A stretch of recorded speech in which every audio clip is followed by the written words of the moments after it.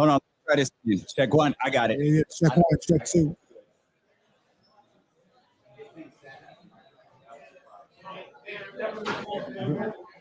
Yeah, we got it. Okay. Hey, what's good, baby? We'll be right back. Yeah. Hang tight.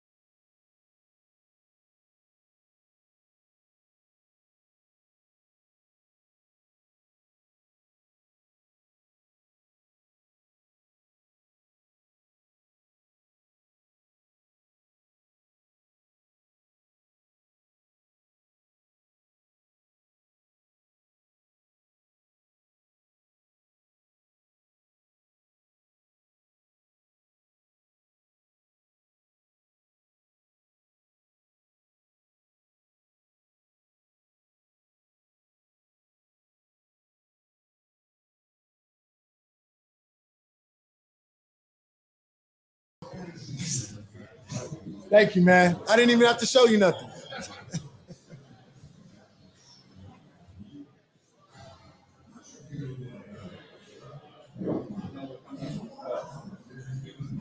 You see my man? Yes, you see that man, young yes, Bill, sir. baby? You know what yes, it is out here, boy. You know what it is out here, baby. There we go. Yes, sir. It's cool to see y'all set up too. I was like, man, it's crazy. This is a lot more. Hey, can y'all hear us? Nope, can't hear us yet. That's all right. We'll get there. Is okay. Well, when it's time to hit the intro, we got to hit the intro. Show. Check. Yo. Yeah, we ready. You gonna have to listen closely. All right. Yo.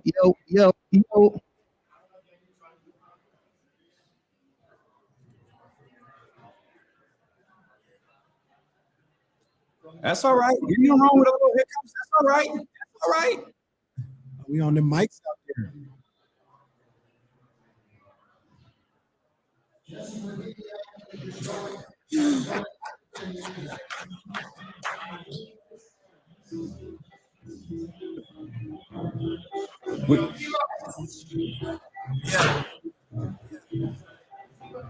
Yeah. Now, we're on the live stream. We're looking at the live stream. We are number one spot for some sports time. Got the city going. You can run that back. Run it back. Let's go. Yes, sir. Let's turn it up, baby. Let's go. Come on now. Go.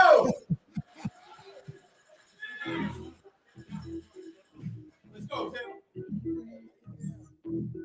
Yeah.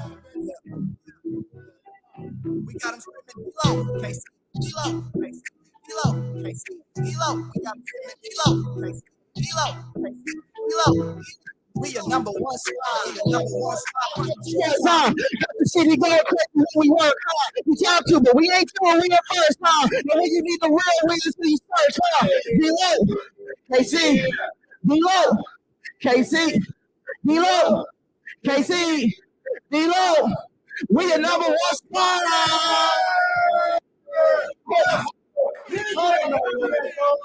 We We ain't done yet, bro. We ain't going nowhere. We gotta win that zone, man. We're number 42.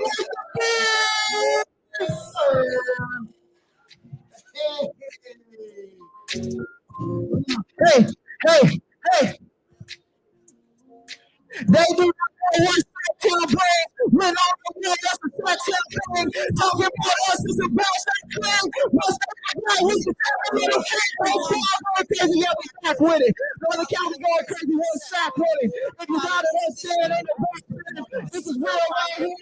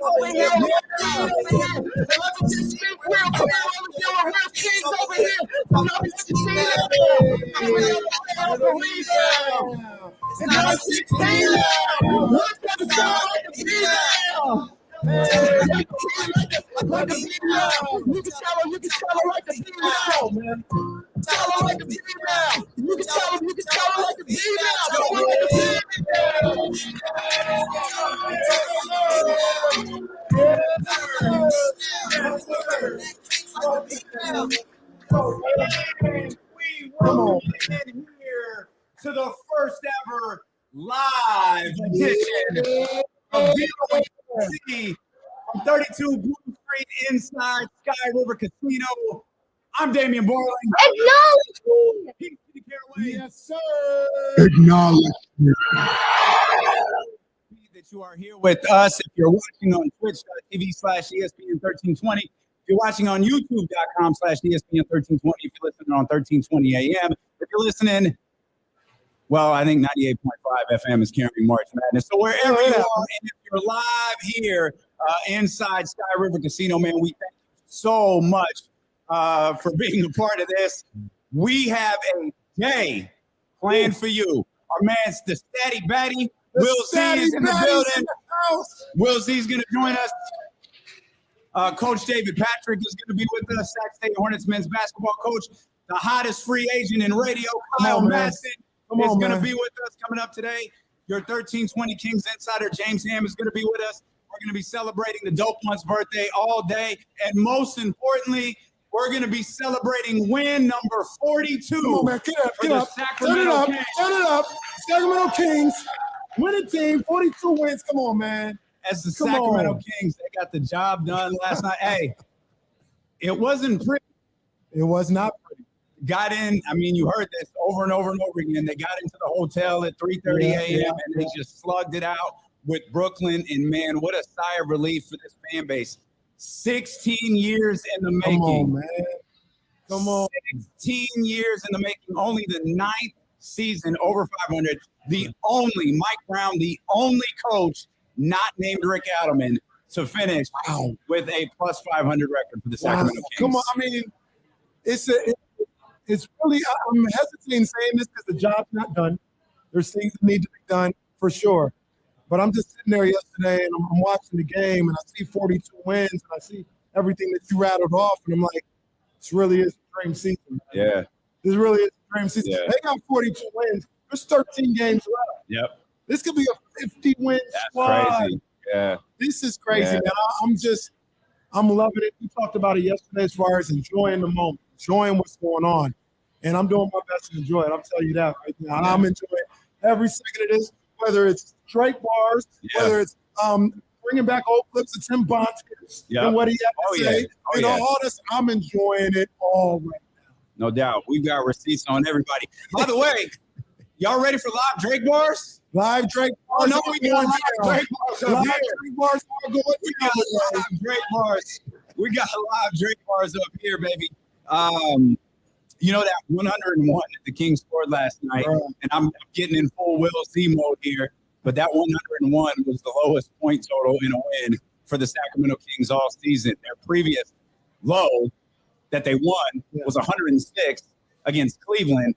And if memory serves, that was the game that had that ridiculous run at the end of the game. I think it was 106 to 95 is what that game ended in. But 101 points, new ways to win. 42 wins later, they're finding different ways to do it. Hey, look, is it weird that, like, with under a minute to go, they had like 98? I was like, hey, foul him. Foul him, man. I need to get over 100. I can't be having my boys out here with 98. Yeah. What is that, man? But that's crazy. And that's the thing. You said it best. They're finding new ways to win. We all know the stat that we have when they score 114 and when they score 130. And everybody been saying they can't do that in the playoffs. They can't do it in the playoffs. Well, now they're starting to find different ways to get W's. Yeah. And that's scary for the league. You know, I'm talking my talk, man. I'm talking my talk when it comes to the Kings. That's scary for the rest of the league. Yeah. If they can go out there and win a game 103, 99, or whatever the case may be, and play defense, they was D'ing up last week. They was D'ing up. Michael Bridges was doing the best he could. Finney Smith was doing the best he could. Kessler Edwards' nephew was coming in there. All right. Shout out Neff. All right. Shout out Nephew. All right. Y'all think all light-skinned brothers look alike. That's Shout out fine. Nephew Kessler Edwards. He was coming out there. They was playing defense. Yeah, we're going to talk a lot about Kessler Edwards and his impact on this team so far this season. But you talk about it being scary for the league. This is a team that can go to the NBA Finals. You can't convince me otherwise. You can't convince me that this is a team that can't go head-to-head with Phoenix. They look scary. You know, the thought of Kevin Durant is very scary right now. But at this point at least, it's just a thought. Right. Denver doesn't scare me as much. I know Jokic is the MVP. I guess he's the MVP. I know how great Mike Malone is. I know the team is super talented, but so is Sacramento. Domantas Sabonis. I was just about to say, can we not go any further without talking about what this man did? We did it yesterday. We went the whole show and talked about triple double. But 24, 21, and 5. 24, 21, and 5. Those are those monster numbers that when Joe does it, everybody goes crazy for it. Jokic does it, everybody goes crazy for it. So we got to keep that same energy. When Domantas Sabonis does it, because Domas has busted out of like the Sacramento era. Yeah. They're bringing stuff from Kansas City and Rochester. Talking about your boy Mike D'Antoni. Like Justin Jackson. Domantas Sabonis is establishing himself as a guy who's going to go down in Sacramento Kings history. Absolutely. Like, these are phenomenal numbers that he's putting up. And you know what? Let's talk about the game that he had last night specifically, because it's not like anybody's really going off the air. 18 points on the night. You know, I don't want to call that pedestrian. It's not pedestrian, but it wasn't 32, right? Yeah. And you know, Monk did a little bit. Kevin Huerter got hurt. Harrison Barnes a little bit. They needed somebody to say, "Hey, get on my back. Let's go to the promised land. Let's get this victory." And Domantas Sabonis did that. I'm telling you, you said it. I agree. We've talked about it before. He's starting to go down in lore. Yeah. And I don't know, man. Get the bobblehead ready. Get the bobblehead ready. You know, there's a couple of downsides we got to talk about too. One more plus side though, you know, with the plus 500 record, this is the first time they've had a plus 500 road record as well. 21 road wins for the Sacramento Kings, 21 and 13 for Sacramento. Wow. The downside, Kevin Huerter had a hamstring strain. Plus side is I was about to say downside-ish because it looked like it could have been. Oh, it looked. Oh, yeah. No, it looked like it could have been much worse. But you see, I mean, it looked bad. He walked off, seemed to be, you know, doing okay. Adrian Wojnarowski reported today. MRI was clean. You know, nothing dramatic. It's kind of a day-to-day thing. It's something they can monitor moving forward. Obviously, they got Washington coming up, Utah after that, a big game at the Golden One Center against the Boston Celtics. But just kind of something to keep an eye on with Kevin Huerter. And it'll be something to keep an eye on as to who steps in for Kevin Huerter, because we've seen, you know, Mike Brown talked about Kessler Edwards. Yeah. We saw Terrence Davis in the second half. We got a Keon Ellis mentioned last night. So there's a lot to talk about as it pertains to the Sacramento Kings team. We're just getting started. We are live here at Sky. Yeah, let them know you're out here, guys. Let them know you're out here. Let them know you're out here. We are just getting started. Will Z's going to join us this hour. We're going to come back. You mentioned De'Aaron Fox's performance. We're going to talk about how De'Aaron kept active in that game. And, of course, there are 70-plus TVs in this room. We got NCAA tournament games playing everywhere. Brackets and hit today. Drake bars on the way. Come on, man. You already know the vibes, baby. You already know the vibes. Turn the lights down in here. Turn the lights down. It's Drake bars. Here on Sacramento Sports Leader, ESPN 1320. Woo! Hey, we appreciate y'all. Yeah, man. Big ups to y'all, man. Big up.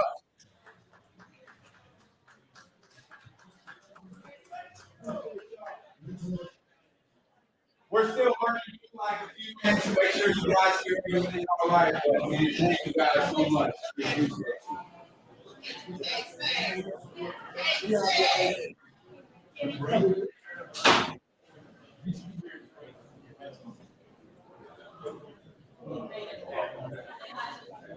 I like it. I'm not asking you to change the volume.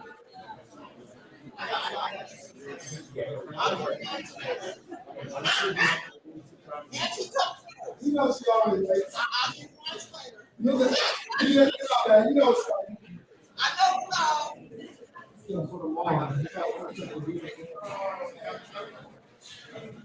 Chatty House, we see how. Yeah, I don't know. No, we can leave it just like that. Because Jesse, you got the Chatty House up? Okay, you don't have to.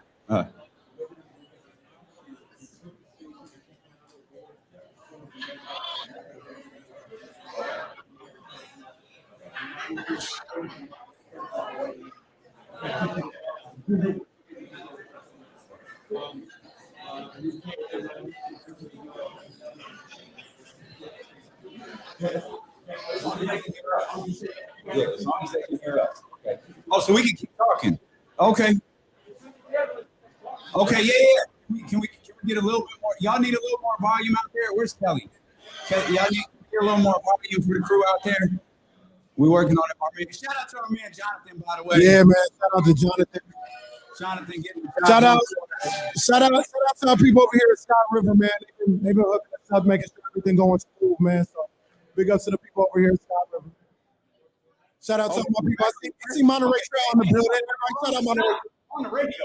Oh. Well, our producer, shout out to Jesse. This whole operation does not work without our executive producer, Jesse. So if y'all can make some noise, Jesse, our man Charlie back in the studio, working really hard for us. This is the first live broadcast we've ever dealt with people. We were doing this show from our house for 2 years. We've been in the studio less than a year. We started in the summer of 2020. Grinding, you know what time it is, and to have this opportunity to be at Sky River Casino and do this show in front of you guys, man, we are thrilled. So thank you for being patient with us as we work out a few kinks. But I think we've got everything set now, man. We're going to have a really good time. We're going to talk Kings basketball and KC. You mentioned a quiet night from De'Aaron Fox last night. Yep. And he still found a way to score, right? He still found a way to be active and be involved. And even though his shot wasn't falling, he got to the foul line. He was impactful. And he has established such a reputation that even if the shot's not falling, you got to stay glued to him in the fourth quarter. Absolutely. Because if you don't, he's going to burn you. You got to respect him. You got to respect the player that he has become. You got to respect what he can do in the clutch. Everybody knows fourth quarter Fox. Everybody knows what time it is when the clock says 12 minutes to go, fourth quarter. So every team is like, all right, Fox is going to dominate. Fox is going to try and take over. A lot of times he does that, even with the emphasis being on him. So that reputation precedes him. Yeah. So that's something that Brooklyn was aware of as soon as the fourth quarter hit. Did he have this monstrous fourth quarter? No. One thing I did see him do, he was still out there defending. Yeah. I saw him a couple of times switch off to Michael Bridges, and he was ready to lock up. Yeah, I think you brought up a great point earlier this week, and I know, Trista Crick kind of echoed the same sentiments that we're talking about an all-defensive player. Yes. We're talking about an all-NBA, all-defensive player in De'Aaron Fox, and we've talked about this many times. That's something I absolutely believe Doug Christie manifested years ago. He's always said that De'Aaron Fox has all of the tools to be an all-defensive player, and now we're seeing it. Now we're seeing it with Mike Brown as the head coach. Now we're seeing it with other capable and willing defenders on the floor with him. He's locked in on every facet of the game. Yeah. He's locked in every facet of the game, and even the playmaking for others. I know the assist numbers aren't great. It's not like leading the league, but they've even risen throughout the season. Early in the season, I think he was averaging like maybe low 4 assists a night. Now he's up to, I think, 6.6. Mm-hmm. And that just goes to him being able to make the adjustment to whatever the defense has going on. They weren't playing the scoring ability earlier. Now they know the scoring ability is there. They're starting to do things to cut that off. He's like, all right, I'll dump it off to my guys. I'll dump it off to him. I'll get an easy look for Kessel Edwards. I'll get an easy work for DeMontis. And he is so in tune and locked in his total game. And now you bring that over to the defensive end. You got an all-NBA guy at this point. That's what happens when he's tuned into everything. Now you got a guy that could be one of the best 15 players in the league. Yeah. And it's one of those, this is the first time. This is the first time that I find that head of the snake nickname appropriate. Because that name used to get on my nerves. Like, you keep calling him the head of the snake. You keep calling him the head of the snake, and we're not seeing anything come back. Well, I think now when we see De'Aaron locked in defensively the way that he's been so many times, you see the fallout from that with his teammates, right? You see other guys stepping it up defensively. Defense seems to be something that has become contagious with this team, whether it's De'Aaron or Davion leading the way, or it's Domas who gets very vocal with his team when they miss something, or it's Harrison, or it's Keegan, or it's any player in the Kings uniform. You can see how it starts to spread. How everyone's like, okay, I saw all that work De'Aaron did. I got to make sure I back him up. I saw all that work Davion did. I got to make sure I back him up. Malik Monk, same way. I got it. Terrence Davis, all of them. You see how they elevate their game a little bit when that first guy takes the initiative. And a lot of times that first guy is De'Aaron Fox. You know what it also does that I noticed? I hear him in post-game interviews, especially I think he said it in Chicago.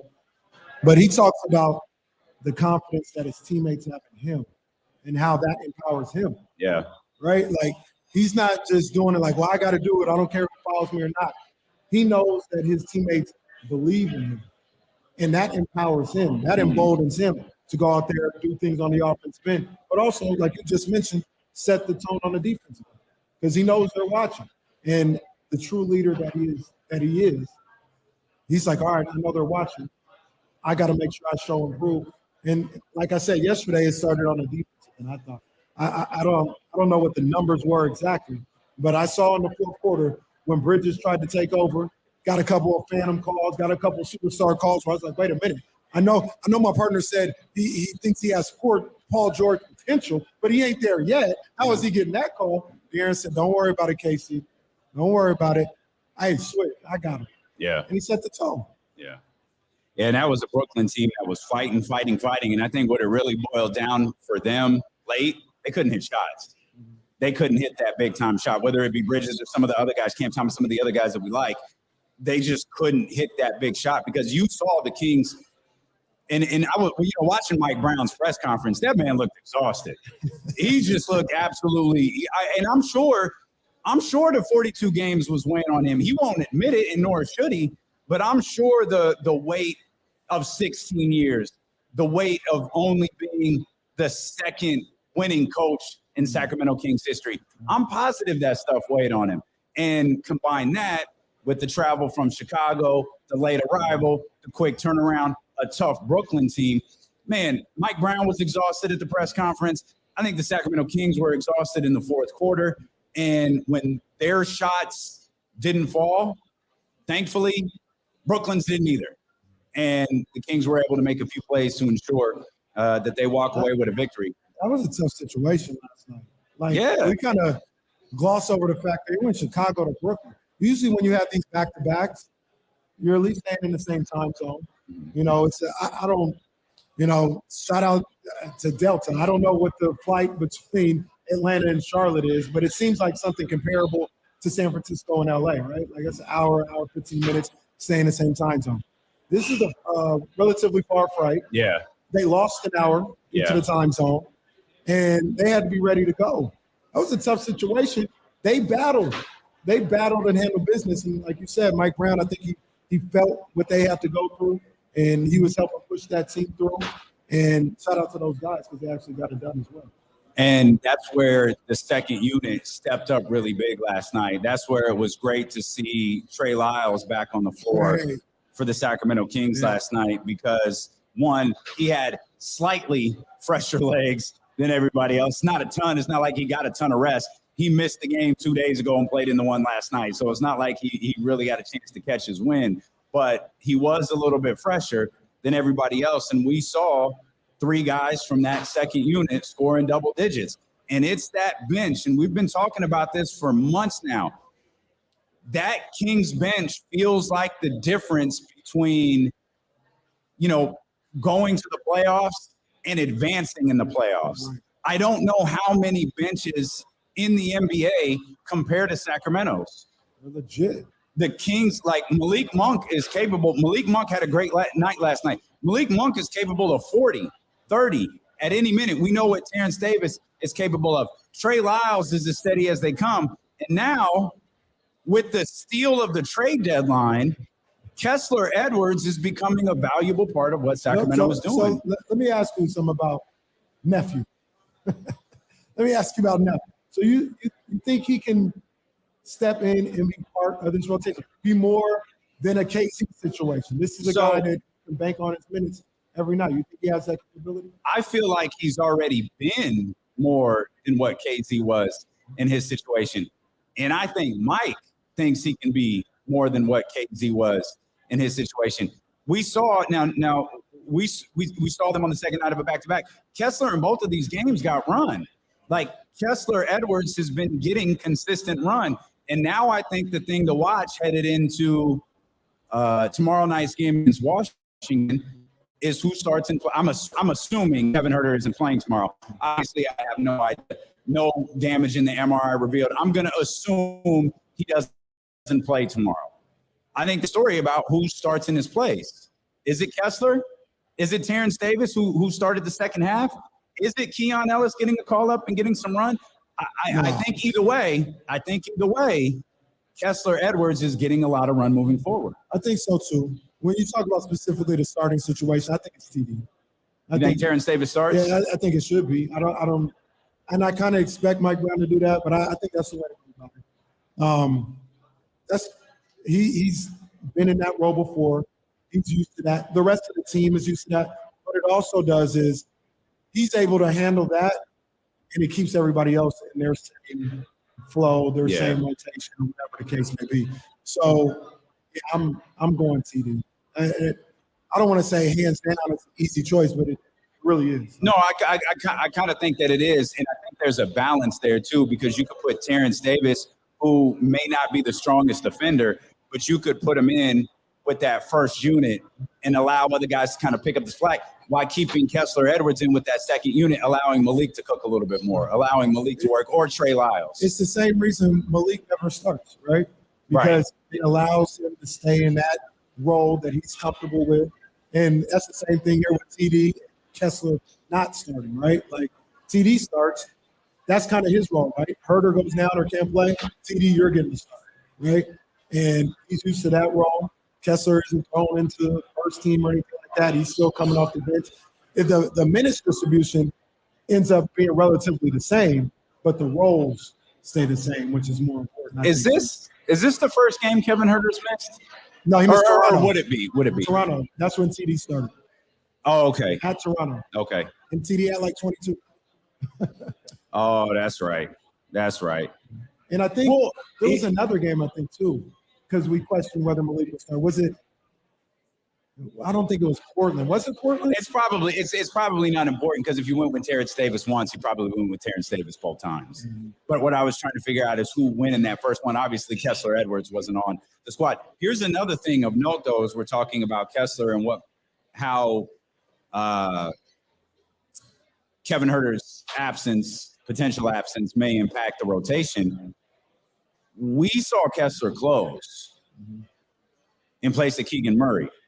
So, or we saw him in late for sure. But I guess that goes back to the question that you asked a few minutes ago. Do I think Kessler Edwards can be impactful for this team, have impactful minutes moving forward, have a chance to have impactful minutes moving forward? The answer I absolutely think is yes, because that was a tight game last night in which they needed to get stops. They were struggling to get buckets, and he stayed with Kessler Edwards. And in this case, unlike, Phoenix and maybe a game or two ago, I thought Keegan was playing fine last night. And Mike still made the decision that Kessler was going to be his guy in that situation. And to me, I don't want to say I'm worried about Keegan because I'm not, as far as this season. Yeah. But I'm not worried about him. But in those situations, if you're going to have Huerter and/or Monk out there, you're going to have Harrison, I guess, or whatever. The point being, they started to pick on Keegan. Michael was getting Keegan on him. He said, we're going to go to work, and got a couple of fouls or a couple easy buckets. And I think Mike looked at that and said, he's not ready for that. Like crunch time, guarding a big-time perimeter wing guy that can get buckets. I don't know if Keegan's ready for that, so I'm going to go with Kessler. At the very least, I think he's ready to defend in those moments. Well, there's also the dynamic that was Kessler Edwards' former team last night. Mm-hmm. So he may have had he done that in practice a lot. Yeah, he may have had a better feel for them than not just Keegan, but really anyone on the Kings roster. Yeah. Because he got 23 minutes last night. He got 23 minutes and 10 points. And I don't think we mentioned this. That DPOG chain went to your boy. Shout out Malik. Malik Monk got that DPOG chain. Hey, Malik, I heard what Coach Brown had to say after the game, and he really was doing a good job of being active, right? That doesn't always result in steals, even deflections. But if you're active, this is about setting the tone, right? Setting the tone for how perimeter defense play and things of that nature. I thought he did a good job of that, and well-deserved for Malik. I'm sure he had a shocked look on his face. Like, me? I haven't seen the video yet. Did you read that wrong, Steve Harvey? You talking about me? Oh, yeah. We are live, dealing with KC live out here at 32 Brew Street inside Sky River Casino. We appreciate y'all so much for being here. If for whatever reason you're not here, get here. And I'm looking around and I'm seeing everybody. Cheryl and Elk Grove is here. And the great part is, that's tremendous. Your mom got a pop. That's amazing. Your mom got a bigger reaction than we did. That is spectacular. But I'm looking around and I'm like, I bet I can spot Kenny's family. And like, I see where Cheryl's, and I immediately looked over here and I was like, that's got to be Kenny's family right there because they got all the Gucci on. And I know how your family rolls. That's what we want to do? No, that's what we want to do. That's how your family rolls. We need to get your shoes on the screen. I know Gucci is looked down at by your mom like, I need something better than that, D-Lo. Like, I don't know. Look, I'm just slumming it out here, man. I'm up on this stage slumming it. No. I'm slumming it. Don't believe this, man. You guys just got to walk around the table real quick. Just look for all the nice gear, and that's like, that's Kenny's family. That's Kenny's family. Kenny's family over here. Kenny's family over. Yeah, that's how you can spot all of the people here that are hang with KC. Will Z's going to join us. The Statty Batty is going to join us coming up in about 20 minutes. We'll talk numbers. Will Z, Coach David Patrick, the head coach of the Sac State men's basketball team, is going to join us in the 1 o'clock hour. James Hamm is coming out to hang out with us as well, making that long drive from Amsterdam. James Hamm could have flew out here. What's that? He could have flew out here. He probably should have. Yeah, he probably got a plane. He just ain't told us yet. He probably one of the old school planes. He got one though. He probably knows how to fly it too. He probably knows how to fly it too. You can also, just a quick mention, there's drink specials, drunk leprechauns, Lucky Charms, all of that good stuff. We see the food flowing. If you can't make it out here by 4, don't stress, because we're going to be here well past 4. Kenny's promised to take me into the high rollers room, which I tried to get in before the show. They were like, just, sir, no, you cannot get in here. I said, I'm with Kenny. If you bring Kenny with you, you can get in. I don't know what this guy's talking about. So I'm excited to check out that high rollers room and excited to talk more Kings basketball as they grab their first winning season in the last 16 years. And I saw Drapes and Kenny Thomas, craziest show on television. Oh, I love it. I love it. So must see TV. The magic number is 6. Magic number is 6. So, all right, okay. All right. You brought it up, so I'm going to talk about it. I was thinking last night. Y'all might want to get out to one of them 3 games. Y'all might either want to get out to one of them 3 games next week or be downtown next week. Yeah. Because I thought it was going to happen maybe like a week and a half later. But no, we get real close. Like if they handle business tomorrow. Yeah. Oh, boy. I'm looking at Friday or Saturday. I'm not going to lie. I'm going to say it. I ain't afraid of y'all. I'm going to say it. I'm looking at Friday or Saturday. Against Phoenix? Okay. Friday versus Phoenix, Saturday versus Utah. I'm looking at that. As a we may have a game. party in Sacramento. Okay. We may have a party in Sacramento next Friday or Saturday. Herbert going to be there. Come on, man. So it's Washington, Utah, Boston, Phoenix, Utah. And for those who don't know, some of the part of the magic number is what the other team does. Yeah. Right? So the Kings might lose against Boston, but if Minnesota loses, you take one off the magic number. Mm-hmm. And that's not even mentioning if the Kings win and Minnesota or Dallas, whoever's there, loses, that's 2 off. I'm telling you, I think it's next weekend, man. Oh my God. I think it's next weekend. That's the funny thing about this magic number. That's the funny thing about this whole post All-Star break season is the Timberwolves, the Pelicans. They've been terrible. Like all of these teams, they're going to turn up. It's going to get tougher. They're going to do this. They're going to do that. They're terrible.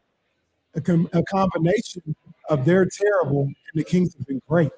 Yeah, exactly. That's the thing. I think we had confidence in the Kings and what they could do and how we could play.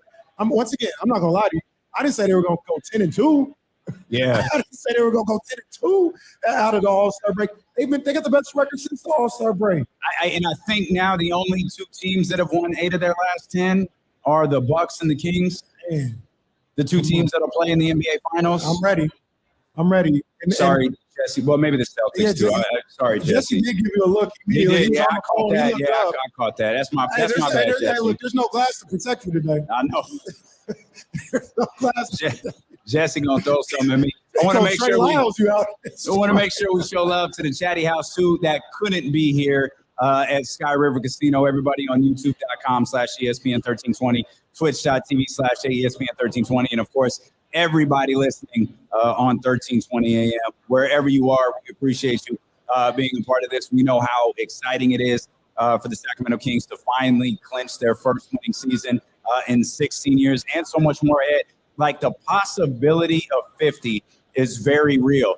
We're at the number that was my biggest hope. I talk, can we get to 500? Is it too much to ask to get 1 game above 500? And we're there with, would you say 13 games left? 13 games left with a very, very real possibility of 50 wins for the Sacramento Kings team. That's great. And like, I'm doing my math here. You know, we don't normally do that. But that's not even like a crazy ask. It's like not. 8-5 to finish. 8-5. This team is going 10-2 right now. That's going to go 8 and 10-2 in what a lot of people, myself included, Ham talked about it, we talked about it, would be their quote-unquote toughest stretch coming out of the break. Those 10 games that you played out. where they still got to play Boston and Phoenix, but they played Milwaukee, they played Phoenix already, the Clippers twice. They've gone 10-2 in that. Well, and that back-to-back, even though the teams don't feel, the teams don't feel as difficult as the two you just referenced. Chicago and Brooklyn, that's a tough back-to-back. Like every back-to-back is tough. That's a tough back-to-back, and they came out of that with 2 wins. Absolutely. So I say all that to say, like, it feels like they don't even have to go crazy to get 50. Just play good basketball. You don't even have to play great. And that's crazy in itself, right? Like you talked about how you were just kind of asking for 42, and now they just be cool. You get 50. 50. That's not, I don't know if you got Mike Brown last night after the game, but he was talking about a number of different things. But he talked about what this winning record means for the city and the fans. And I said Mike Brown gets it. A lot of the times when teams achieve something like that, you'll get some coach speak, right? Where it's good, but the job's not done, and it's just we just got to keep want to know every day, all this other stuff, which is true. We get that, I understand that. But Mike Brown spoke about how I feel good for this fan base. He's gone to this a number of different times, and that's why we love Mike Brown. Yeah, he said they've been getting disrespected. This fan base has been getting disrespected. The city's been getting disrespected. And it's good for them to get this opportunity to stick out their chest. They've been getting disrespected nationally. They get disrespected in their own state. And now you can come here and say you got a winning record, see if they can build upon that, and stick out your chest a little bit. He gets it. He gets it. He understands that. And that's why these guys are verified for the end of time in this city. Yeah. For the end of time. That's why we had that ranking yesterday, and I had them at number 3. These dudes are verified in this city for what they've been able to do this year. And you talk about respect.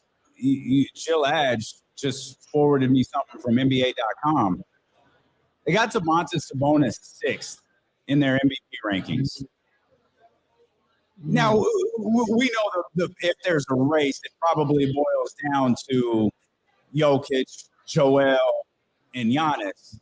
But the fact that Domas is finally, after 70 games, 69 games, getting recognized for what he's done all season long is certainly incredible for Domas and for the Sacramento Kings and the Sacramento Kings fan base. You love to see it. You absolutely love to see it. Now, I'm going to throw something else into the pot, too. I mean, De'Aaron Fox I don't know where the rankings are and all this other stuff. He's got to be mentioned in my opinion. Yeah. I think he has to be mentioned. They talked about this on Simmons podcast with Rosillo. And they talked about how, the whole sports talk narrative is, well, you got to mention this guy. And they're like, would you ever vote for him? No, but you got to mention, right? Yeah. So I feel like that's kind of what's going on with Fox. But to hell with it. You got to mention De'Aaron Fox and what he's doing. What I think it boils down to is the way the MVP stuff is done. It's not just voting like for the winner. It's voting like first place, second place, third place, fourth place, fifth place. And it's like how do you get those votes, right? Like where would you put De'Aaron in that? Where would you put Domas in that? Where would you put some of these other, worthy of recognition players? Like you reference, but like Paul George is your guy, right? You referenced Paul George.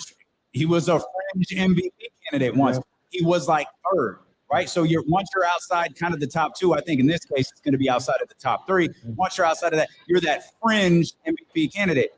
Who gives the votes to Domas? Who gives the votes to De'Aaron? And who gives the votes to those other guys that aren't in Denver, Philadelphia, or Milwaukee? When they vote, they go to 5th place, right? I think it's 5th, yeah. I could see Fox or Sabonis getting 5th place. Oh, vote. for sure. I mean, the first 3 are, like you mentioned, pretty much solidified. But when you talk about 4 and 5, yeah, Tatum is going to be up there. Like Tatum is absolutely MVP worthy. I don't know where you go after that, though. Like out after Tatum, because Tatum feels clear to me. I don't know who's next. I don't either. I mean, Donovan might get a couple of looks. You know what? There it is. Donovan, and Donovan's deserving of it. But that's a debate, right? Yeah. Donovan, like if I got a 4th and 5th place vote, that's the debate, man. Do I go Donovan, who's having a great season, 4th in the East, or do I go Sabonis? having a great season, second in the West. Do I go De'Aaron Fox having a great season, second in the West? Yeah. I don't have it up here, but the win totals can't be that far off either at this point. Between Cleveland and the Kings. I think Cleveland's at 46, but I'm not 100% sure. You can look at that here during the commercial break. We are live inside 32 Brew Street, Sky River Casino. Come through. If you're not here, come hang out with us. We're going to be doing the show till 4 o'clock. We're going to be hanging out at the casino well past 4 o'clock. We plan on having our first drink in the 3 o'clock hour. We might turn the whole show over to James Hamm and just start drinking in the 3 o'clock hour. Do what we got to do. I'm with it. I'm not getting the lucky charm, though. I'm going to get the drunk leprechaun. Yeah, let's give Kenny a drunk leprechaun up here. Mid-show. The Statty Batty, Will Z, joins us when we return here on Sacramento Sports Leader. It's Steelo and KC live from Sky River Casino on ESPN 1320.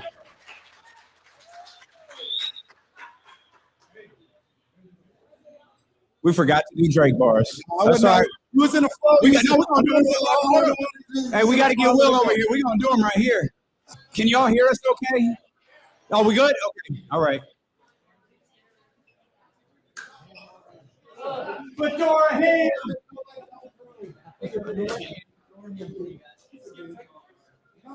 No, so give us a minute. We're gonna have you do Greg bars right after that. Cool.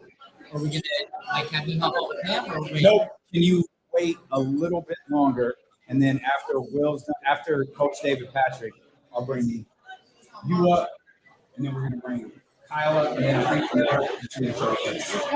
Kyle is, I don't know. Kyle's definitely here. I don't know what he said. He's definitely here. you guys have older people here? What's that? You got a big crowd. Yeah, it's pretty good. Sweet. Chatty house. Uh-oh.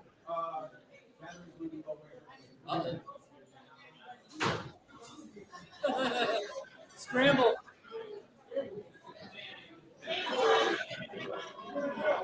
Hey. Hang on 1 second.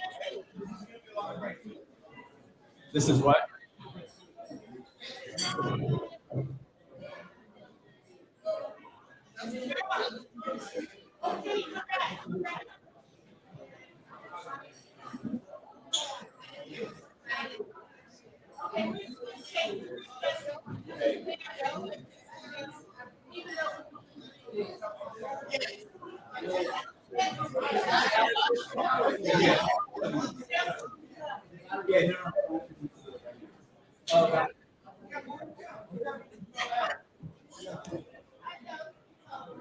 Oh, man. I hope you guys are having fun.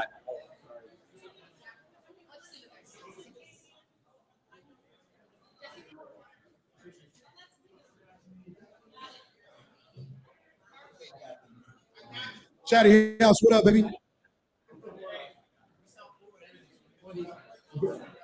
I'm sure right here.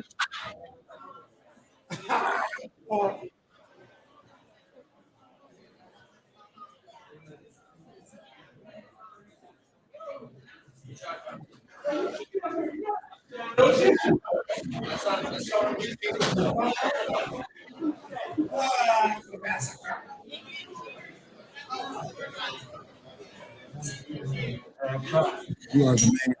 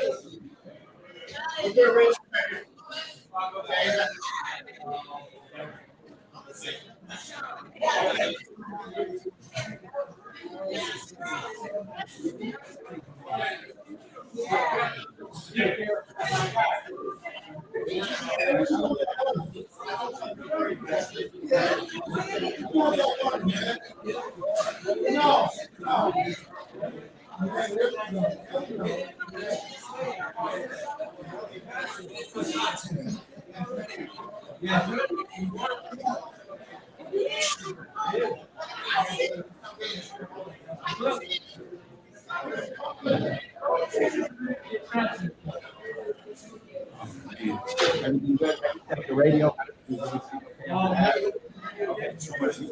Stream is good. How many people? It's a monster. 340?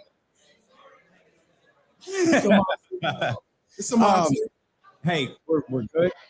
Do we have? Did we bring the external speaker? Okay. Okay, that's okay. That's all right. I'm just going to lean it a little closer, but I can hear pretty well. Is everybody's bracket good? Who got a good bracket still? One good bracket. Everybody else is a mess. Got a good bracket over there. Shout out to the Odyssey crew. Hey, I just in the house. The whole crew. Shout out to everyone shout out to our coworkers who are hearing our show for the very first time today. Hey, but look, no shout out to Rich and Kim because they got water. Oh, y'all hear us talk about Kim? Hey, okay, Kim, okay. stand up, please. That's the Kimberly we talk about every day. That one right there. That's the Kimberly we talk about. I'm constantly looking at Jesse now. I don't want to be talking on the area. You know, like, Huh? I'm like, keep peeking over at him, man. I'm like, man, look. Where's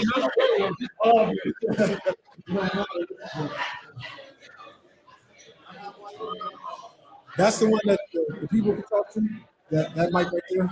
Yeah, they can go over this book or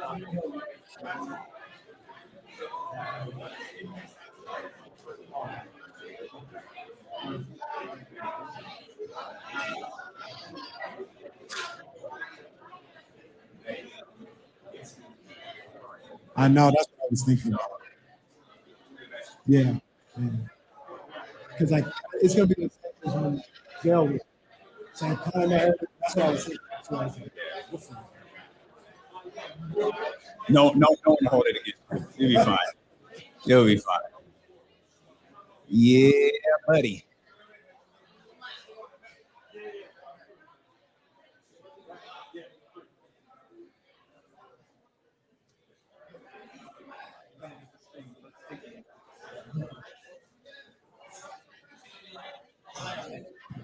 Got a minute? Okay. Is that Kimberly back there? What's up, girl? We see you. Where's Delivery Joe? Is Delivery Joe here? Delivery Joe, what's up, baby? Did y'all, as the Chatty House introduced yourself, Dr. David, Warren, Chatty House, Kyra's here. Nicole's never in the Chatty House, but or at least she don't ever talk to us.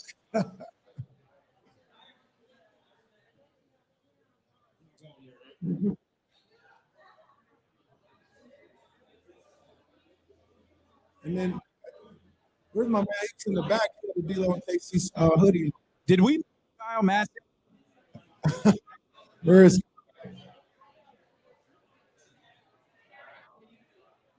Shout out Herbert. Herbert.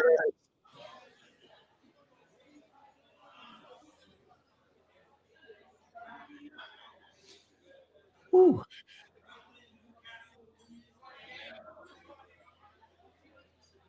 Some man Jonathan right here, live stream. It's the man.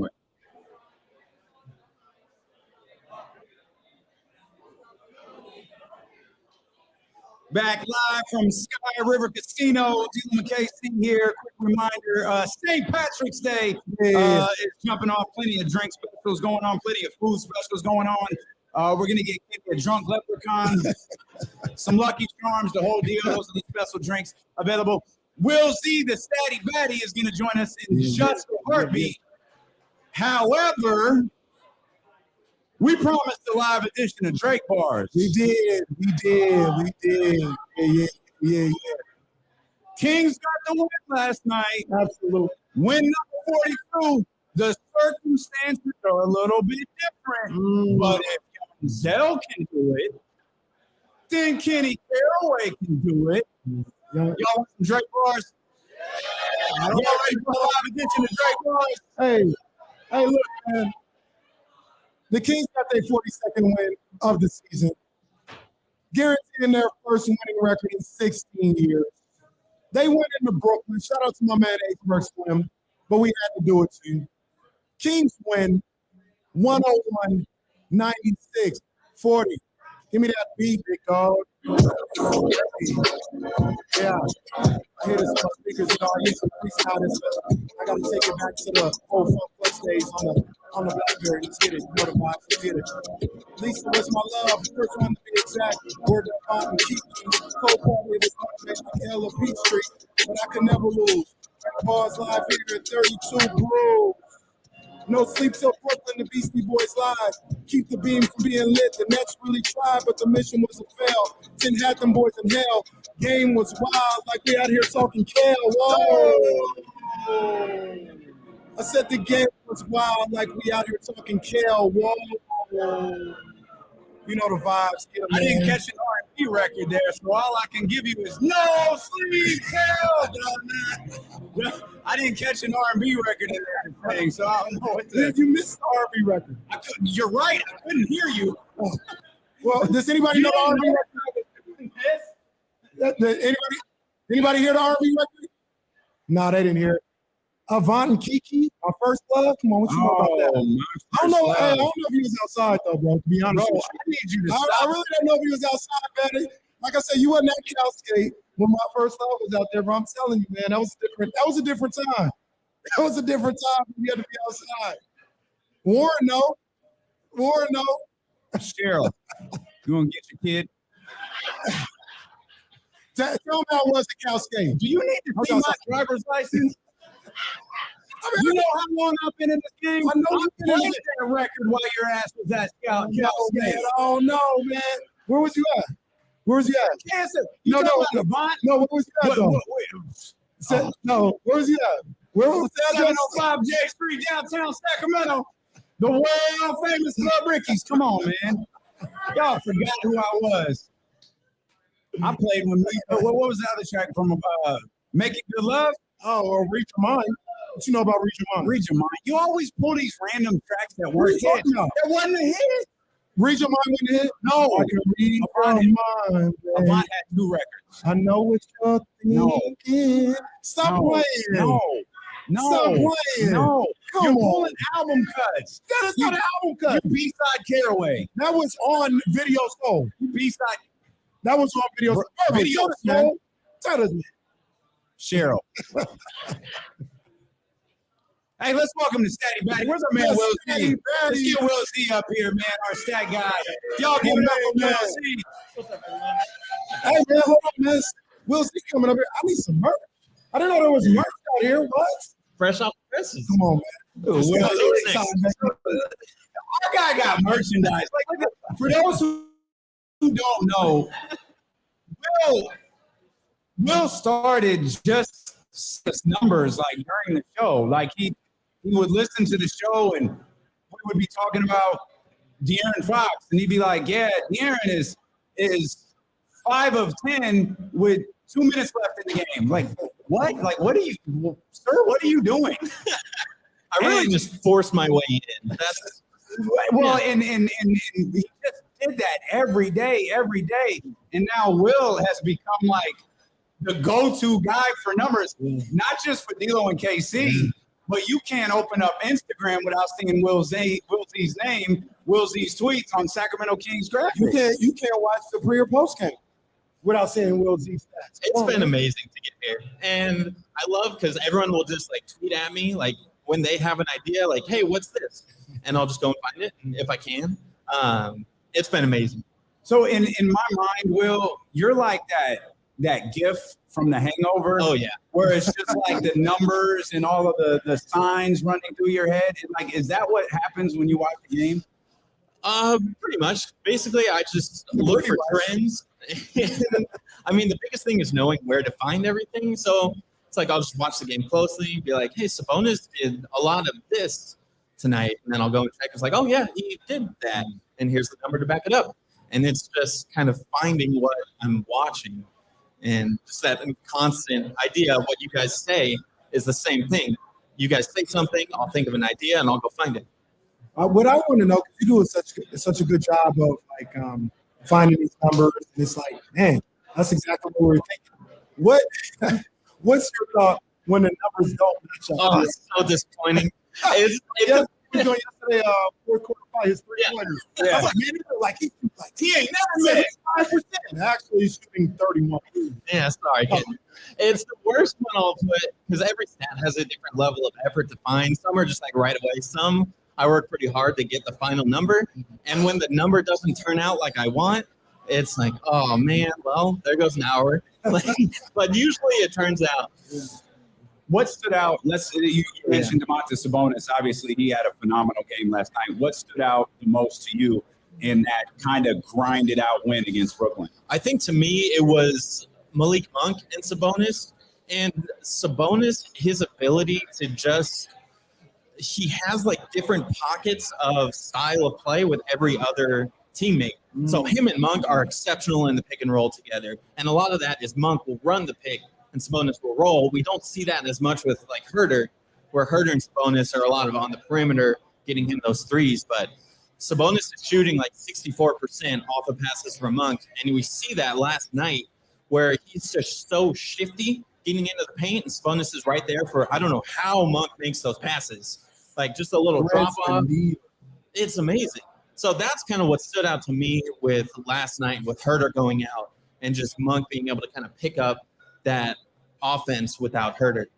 It's interesting you say that. That's a phenomenal point by you because that really does happen, right? Like he's got, for the lack of a better word, a better term, he's got relationships, different relationships with everybody else out there. He sets different screens and plays in different areas with Fox. He does different things on the perimeter, handoff wise with Herter. Yep. Herter and Keegan are kind of like the same. Seems like he doesn't mess with Harrison at all.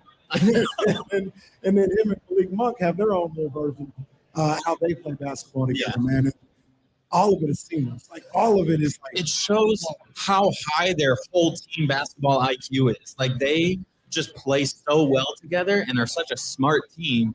And I think Sabonis is the pinnacle of that. Real quick, they had a play the other day that felt like early 2000s. I don't know if you guys remember this one, but it was in the Bucks game, probably fourth quarter, and Herter went backdoor. Sabonis hit him. The help came immediately, and it was like as soon as Herter touched the ball, he bounced pass right back to Sabonis for the floater. It was like pace on body. Like, I swear that's. Is that the one where Sabonis like trailed the whole play? Yep, I remember that. I said this is special. Yeah.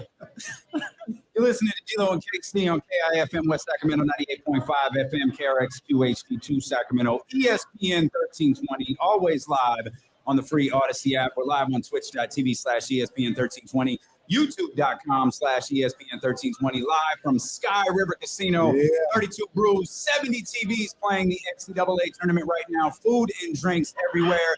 If you're not here right now, we hope you can make your way out here. Obviously, we'll be doing the show live till 4 o'clock, but we'll be hanging out well in to the evening.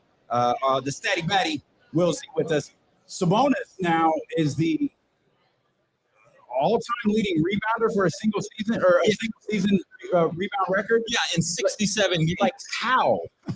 It's just he's so big, and what amazes me is it's the rebounds. They seem like such a simple stat, but it affects so much of the game, and it's the reason why the Kings are. I think they're 5th in the league in opponent second chance points. Like that's a huge stat, and that's all from Sabonis. Like his ability to grab those rebounds and get so many per game affects so many different facets of the game. Allows them to lead in fast break points too. I think they're 7th in that category or 6th, and I don't know how he grabs the boards. He's always getting beat up. He'll get hit in the head and still grab a board. He's playing the fourth quarter last night when he had like 3 offensive rebounds and he ended up losing the ball. But I mean, that was just chaos. And he was coming away with it every time. And then that happened. I think like the next possession, he came down and got another offensive rebound. Yeah. Like, he just doesn't stop. Yeah, he's like top 5 in the league in second chance points, player-wise, looking at player-specific stats.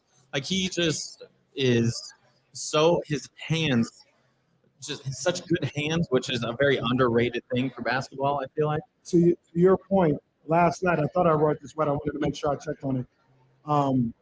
0 fast break points for the Nets last night. 0 second chance points for the Nets. Wow. Come on, man. 0 second chance points. That's crazy. And that's coming off the heels of Mike Brown, like laying into them a few games ago for rebounds. And since that speech, game was when they won, yeah, they have just been like dominant on the boards. They allow, I wrote it down.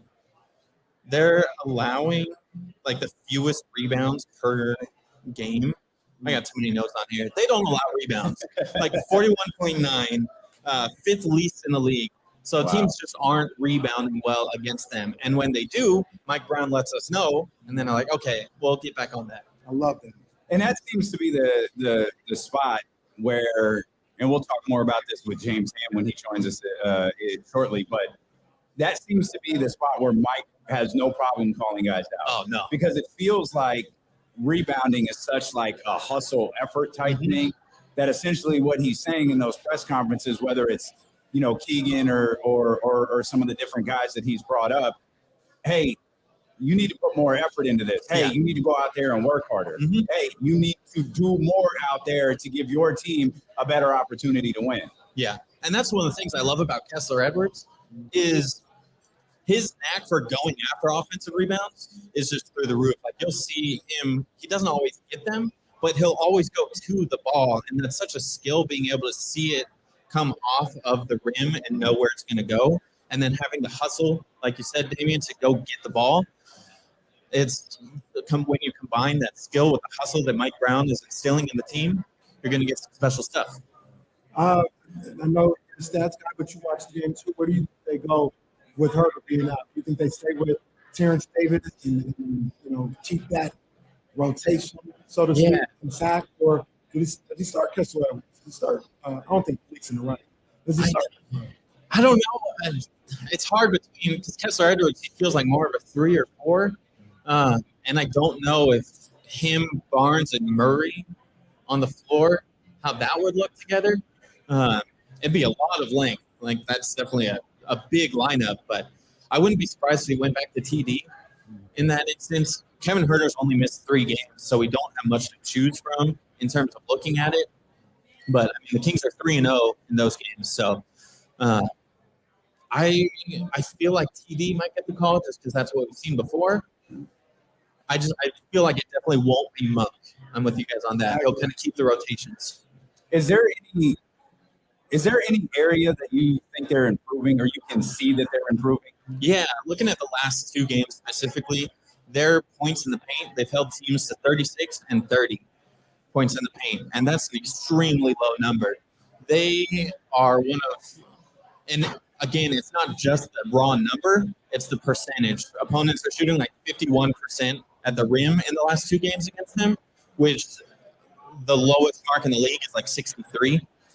So it's their ability to not only limit the number of points in the paint, but get that paint defense up where that percentage is going down. So for me, I think the improvements, the offense is what it is. Like, it's amazing. We know that. It's always going to lie on the defensive end.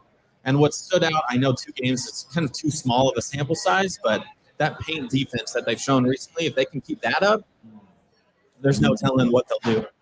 I was saying that the Kings could possibly be improving as the playoffs. Yeah.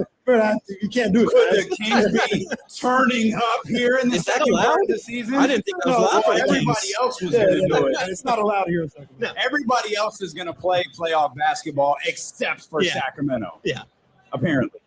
You guys talked about Kessler Edwards, Malik Monk, what this looks like with Kevin Huerter out. How about the second unit? Like, I just watching games without stats and numbers and ideas to run stats and numbers feel like that second unit is such a difference sometimes between the team winning and losing, but really just an eye test tells me if this second unit is hitting at anything close to its capacity, that's the difference between going to the playoffs and advancing in the playoffs. Yeah, and their second unit is so unique that it's just like the starters. They have so many different players they can turn to. They don't rely on, like Lou Williams was like the guy off the bench. They don't have one person that has to score every game. It could be a Monk game. It could be a Lyles game. It could be a Kessler Edwards game. Yeah. It could be a Methu game. Like, we've seen all of those throughout the season.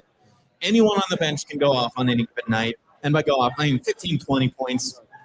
and they are just so well-rounded. Which team has a better 6 through 10 than the Kings? I honestly can't think of many. Really can. Like when you pound for pound, Yeah. I don't think you can. Like you mentioned, they've got at least, off the top of my head, I'm thinking at least 3 guys who can go for 25.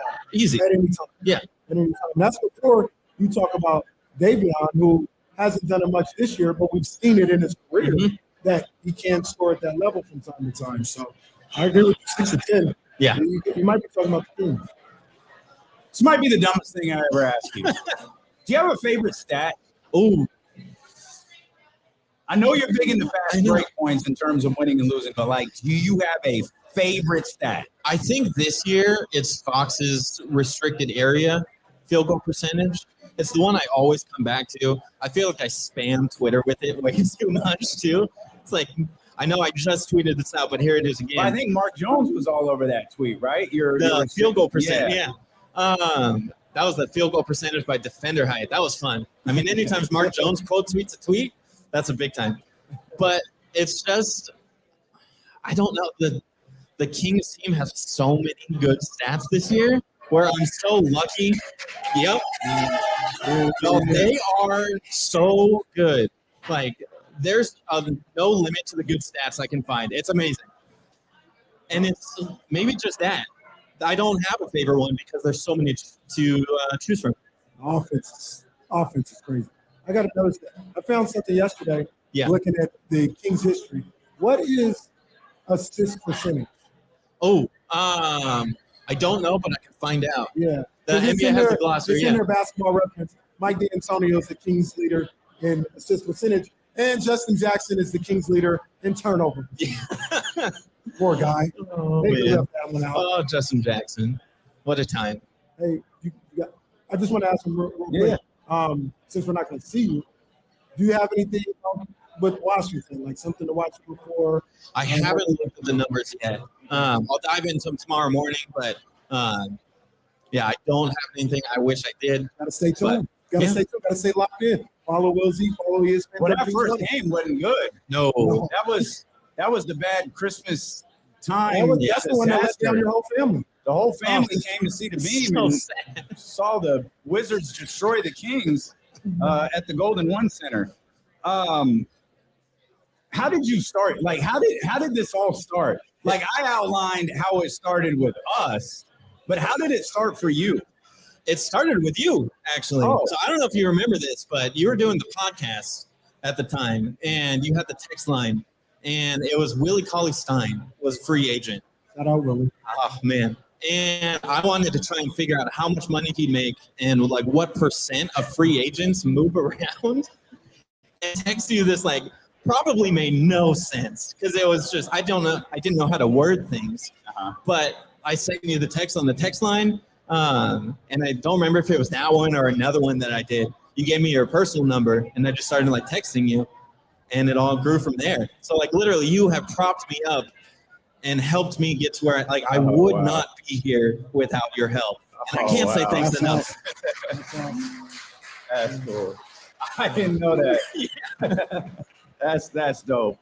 I don't know what to say after that. I did not know that. That's tremendous. Just real quick, I'm sorry. Did Manny get a pop? Manny Is did that get a what pop. that reaction was? Manny did get a Did the cereal guy get a pop? Look at this guy, amazing. Manny. Look at this guy, Wow. Manny.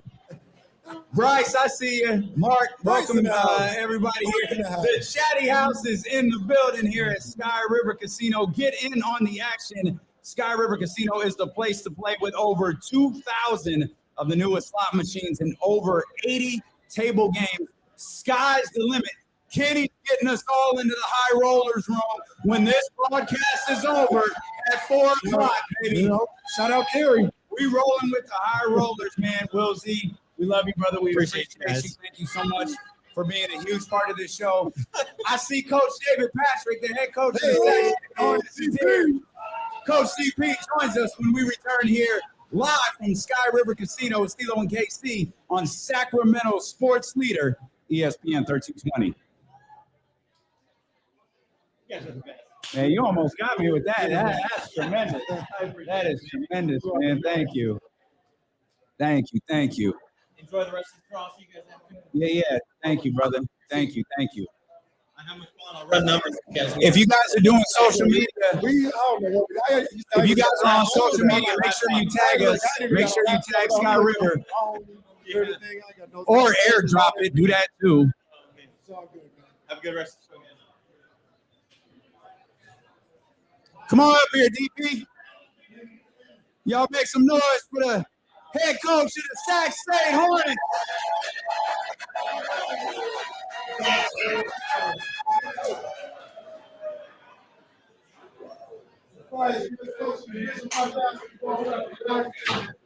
What's up, brother? Man, you great. Oh, man. No, they Mitchell and Ness. That's all right. Turn my phone off.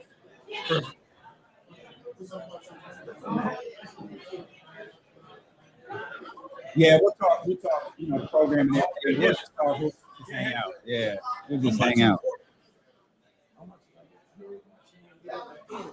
Oh, there you go. There you go. You been traveling?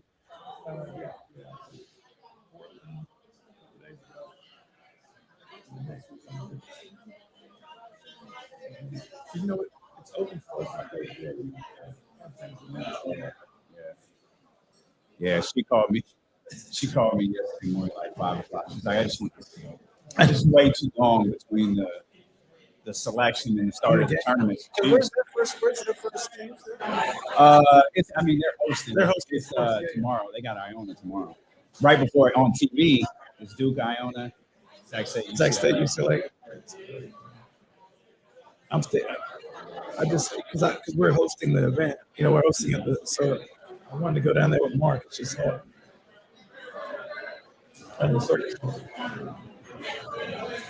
these games are crazy.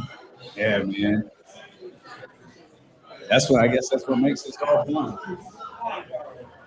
Kennesaw, my boy was so close. Bryce, what's up, baby? How are you? Good, thank you. That's Kenny's mom. That's Cheryl. Yeah.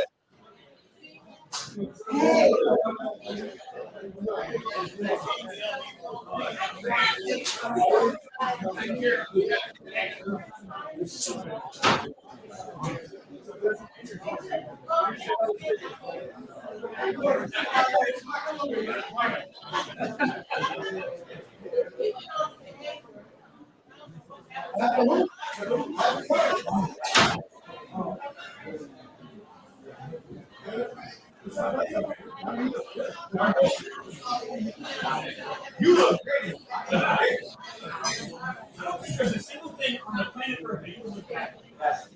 Come on. Society, my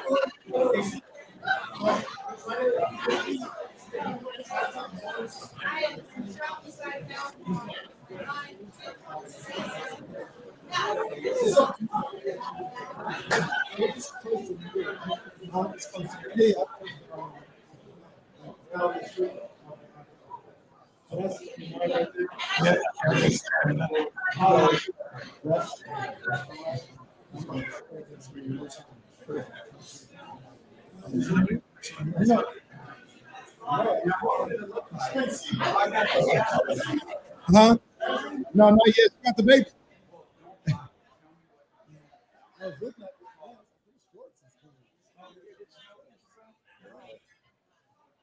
I think that's straight. That's Teddy on Spears, right? Or no? Okay. This is nice. That's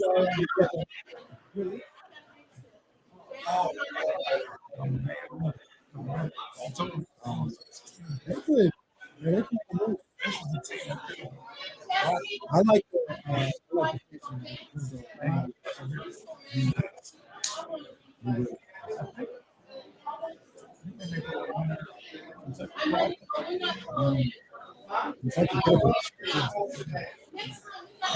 they still got NBA. All right, bro. Thank you. We lost the camera.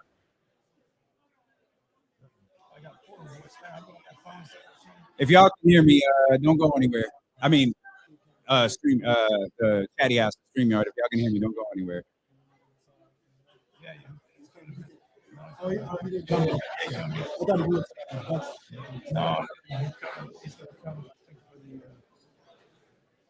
I think y'all can still hear me on the StreamYard. Don't go anywhere. We're gonna get that fixed. Hang on. They might fix that. They might fix the players. The last number is 6. And they got 1, 2, 3. And Sunday, 4. They got 4 games. And that is 6. And you know that could be done in 3 games if somebody. So they might fix that night. Fix the playoffs. They got Washington tomorrow, right? Yeah. And Utah on Monday. Utah. Yeah, we'll write with that. Chatty House, our computer died. Our camera died. That's evening. We used the new camera. It lasted an hour. Come on, man.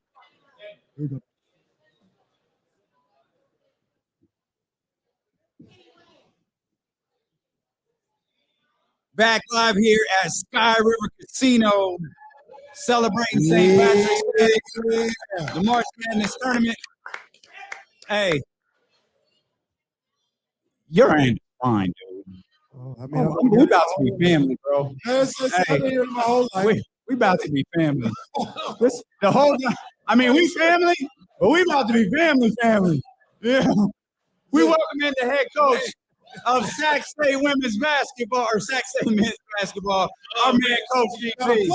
You see what got in his mind? Well, he would. Hey, Coach is working to get to the tournament next year. He's up there. He's got his eyes on these games, thinking, yeah, you know, I can see that kid playing in green next year. I can see that kid playing. How different is recruiting now that the transfer portal is a thing?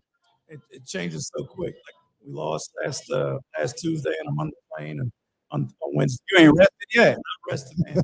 This ain't coaching voice. It's portal voice, because I've been on the phone the whole time trying to get recruits. You know? And just to let me, like, how does that work? Like, you have a window in which you can talk to kids, and then you can't. Yeah, exactly. So we can get kids on campus up until the Final Four, which is in 2 weeks. We can be on the phone, obviously, them all the time.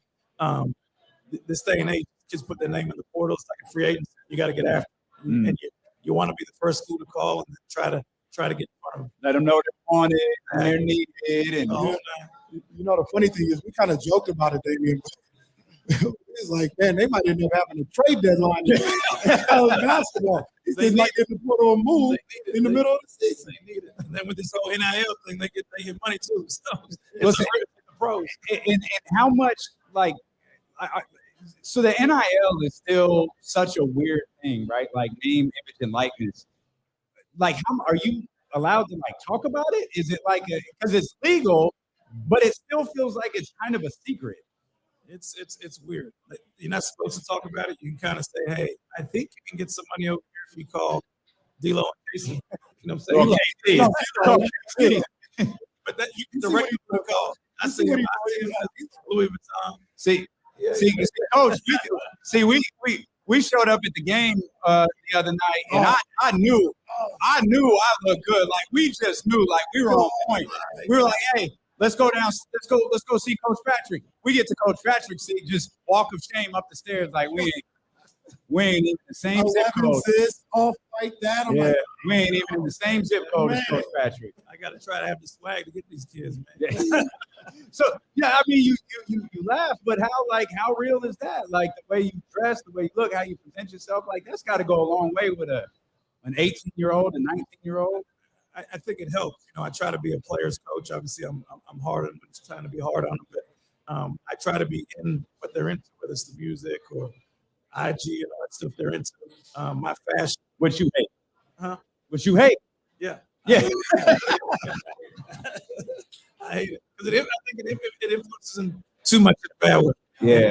And a lot of times, how players put their emotions online instead of talking about it. You know, and I know it's a time and a place for it, but I'm not a. Well, you know, the thing that also like you worry about with IG and social media is it affecting how these guys play. And I'm talking about in the sense of, I don't want to guard this guy closely because if I fall, I'm going to be all everywhere. I don't want to challenge this dunk. If I get dunked on, I'm going to go viral. I'm going to be on overtime.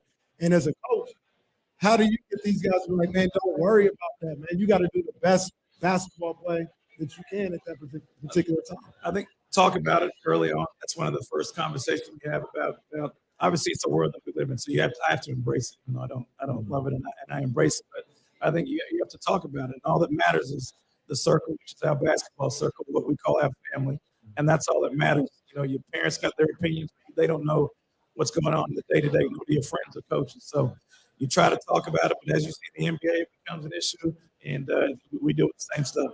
And Coach, you got a ton of ties in the NBA, and we've seen Mike Brown, De'Aaron Fox, we've seen Kings players at your games.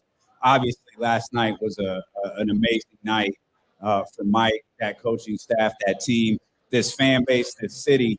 We all know the history of the Sacramento Kings, and I just wonder as a coach, we were watching Mike Brown last night. Mike beat. And I know part of that is the travel, the back-to-back, the lack of sleep, going in there, grinding out a win against Brooklyn. And why Mike won't admit it, there is pressure on him to make, that the weight of 40, the weight of 41, the weight to get those 42. That carries on a coach.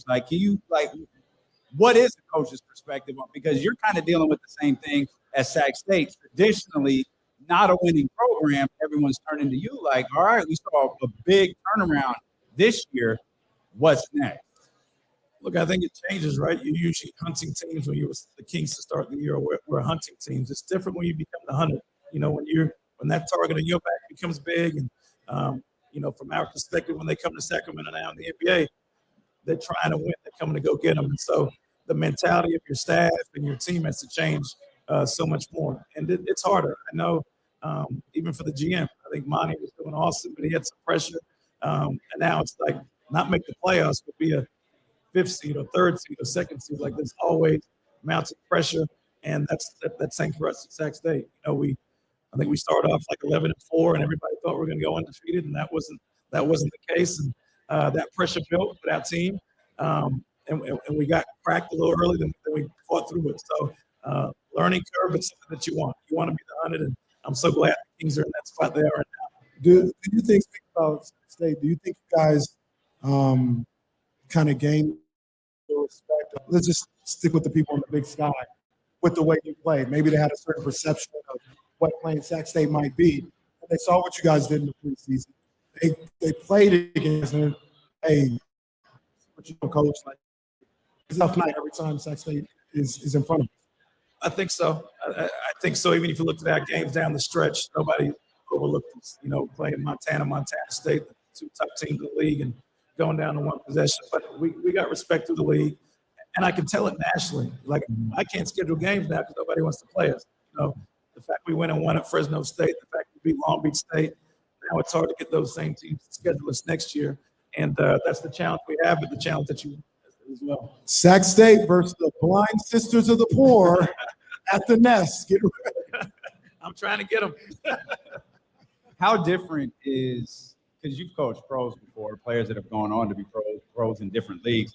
How big of an adjustment is it for you to coach pro players and then coach raw teenagers? I think you teach, I coach because I like to teach, and we're teachers just like those in the classroom. And so sometimes those pros got God-given ability that you're not teaching too much, Ben Simmons, not anymore, but the Ben Simmons in college, was going to be a lottery pick. I didn't have a lot to do with his game. But the guys like the Patty Mills, the Matt Dellavedovas, the Joe Ingles, those guys that are in the league that weren't highly touted, I think that's what you want. And at Sac State, you can get those kind of kids here, and as long as they develop, that's the part I love most, the development part. March Madness, NCAA tournament going down. I'm enjoying this conversation with Coach Patrick because I think this is the last time we'll be able to talk to him during this time. I think my man gonna be in the tournament next year and moving forward. So I'm gonna and cherish this moment, talking to him during the madness because he's going to be participating soon. Well, I think we need to cherish the moment before we call him, and he's like, "Who?" I'm call my agent. Cole, yeah. It's my old Sac State phone. I don't know. Coach been to 3 straight tournaments, and all of a sudden, man, the radio appearances they get tougher to make. But you played in the tournament, right? Yep. And I didn't realize when we were at the game and the Knicks were there and Syracuse and John Wallace was there. I didn't know you guys played together. Were you on the team that went to the Final Four? Yeah, we went to the national championship my freshman year. Man. And he hit that shot in the Elite Eight. Yeah, we beat Kansas. We were undefeated in the Elite That was Eight. great. That's Yeah, a time moment. we actually that's how old I am. We beat Jacques Vaughn. Yeah. So I mean, just, take us through that as a player. Man, I'm on one of the biggest stages in sports. At Syracuse, you're in the eye of the bubble. Everybody locked in on Syracuse. I mean, do you feel the weight of all that while you're playing, or are you just going out there playing? You know what? We played in the Big East, but it was the real Big East. And so our big Mondays were playing Allen Iverson, Rip Hamilton, Felipe Lopez.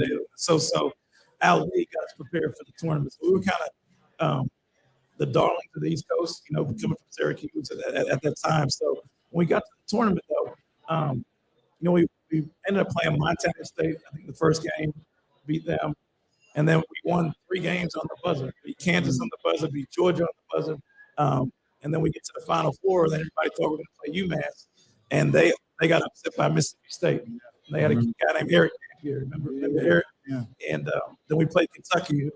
Had 13 pros. Team was crazy. I think one of the best teams ever. They had like 12 pros. Kentucky team was crazy. And so that was just a real moment. It was in New Jersey, but I was a freshman, so I thought this happens every year.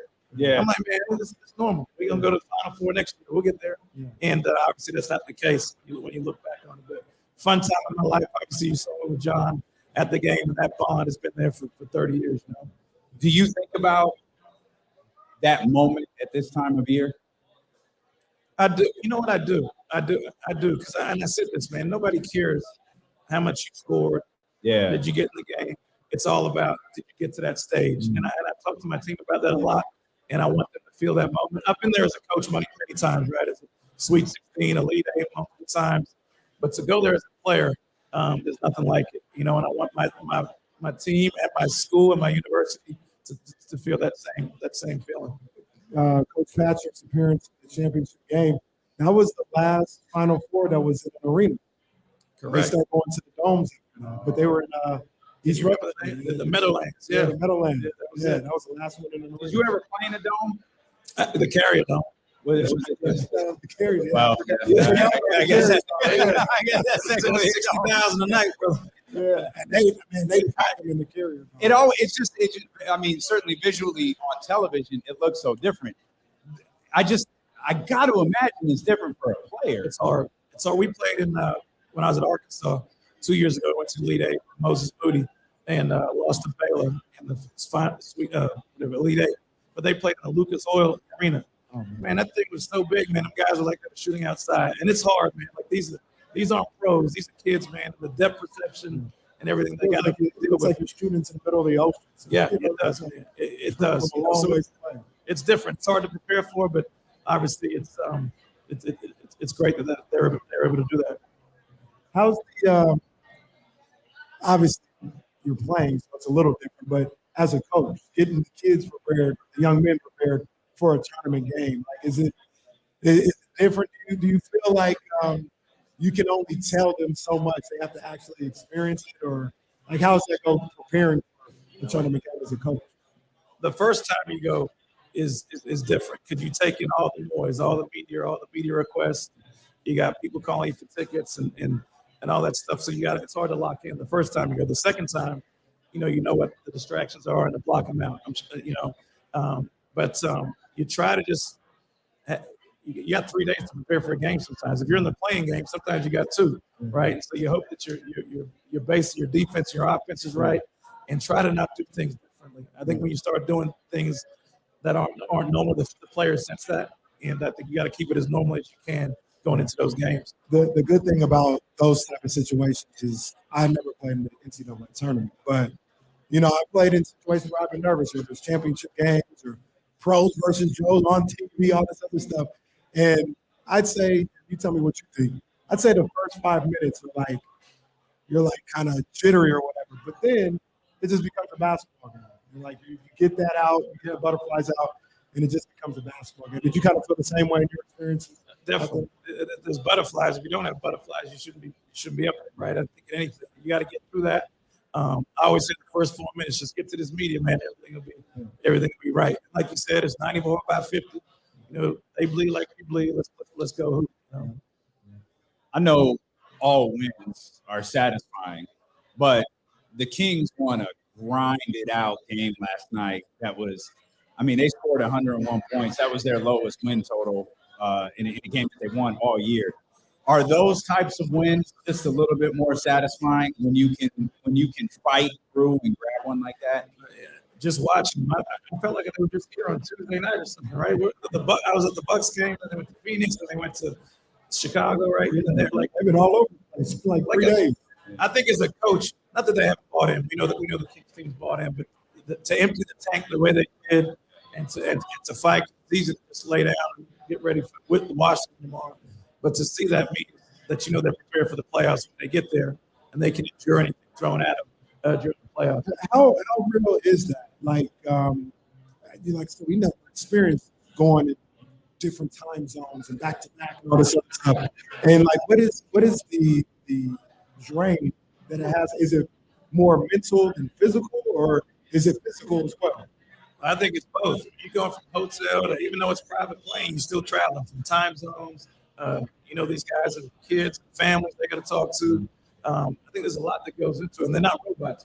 Yeah, they get paid a lot of money, but they're not robots. It's real. You expect to get 25. Yeah, exactly. And maybe they don't have to shoot around the day of the game. They let them sleep in, and then they got to go, take the next team's best shot. It's amazing what they're able to do and accomplish. But all that stuff is real when it comes to mental and physical health.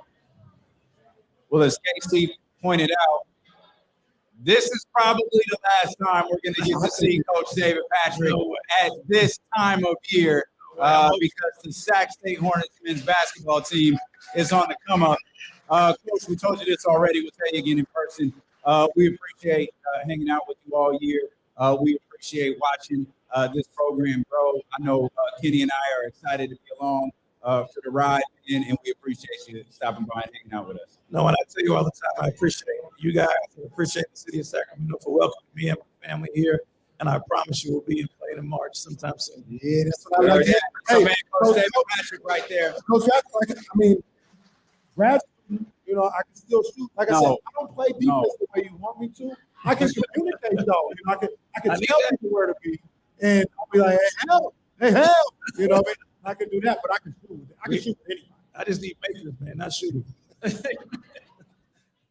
hey, don't forget the women play tomorrow. Oh, yes. Our women's Sacramento State. First time in history, man. I'll be here watching. Sac State, UCLA tomorrow. We got a feeling about this. Yeah, I think they win. So, I think UCLA can be got, and I think Sac State can get them. I'm with you. They got the best point guard on the West Coast. In my they opinion. do. And the best coach. Make sure you guys are locked in tomorrow. The Sac State women versus UCLA, the women's NCAA tournament. Game before, if anyone wants to watch, Duke and Iona. Check that out. We're back with more of D-Lo and KC live from Sky River Casino here on Sacramento Sports Leader, ESPN 1320. Good job. Give it up one more time for Coach David Patrick, everybody. Coach David Patrick.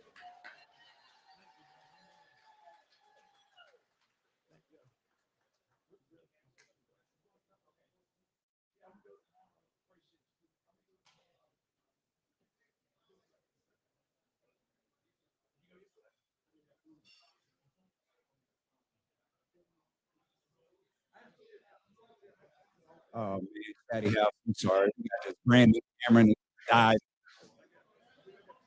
Just died. It was all like 8K and nice. And, yeah, well, we appreciate you.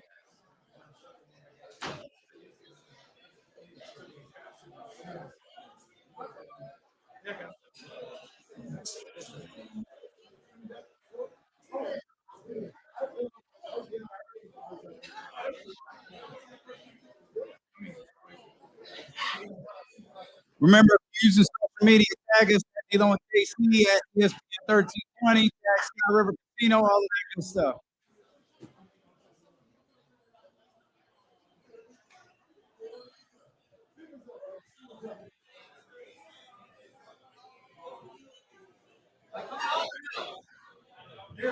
Hammer. Oh, he's got a drink in hand. He's got a drink in hand. I blame.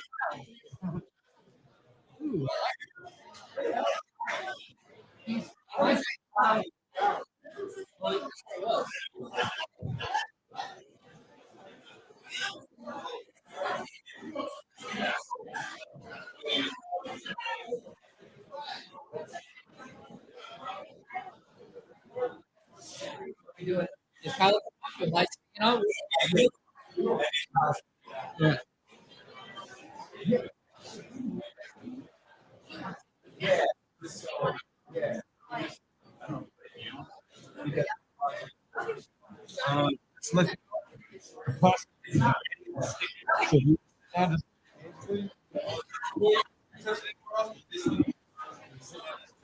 All right. Oh. So just don't touch it. Yep.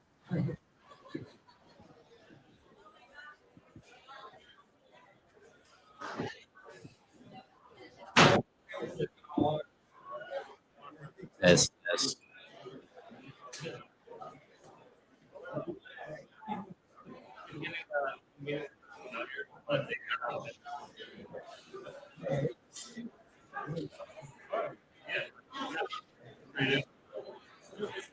Going by fast.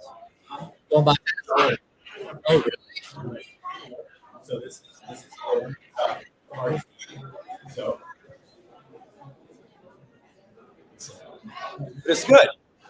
It's good. It's good. Yeah, buddy. What's up, Mark? See you, baby.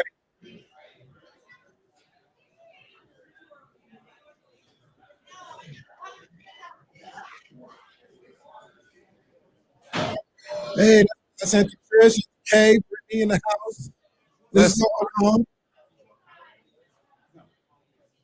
No, Kyle will do a segment with James, then bring Kyle up, and then I think the four of us just close the show together.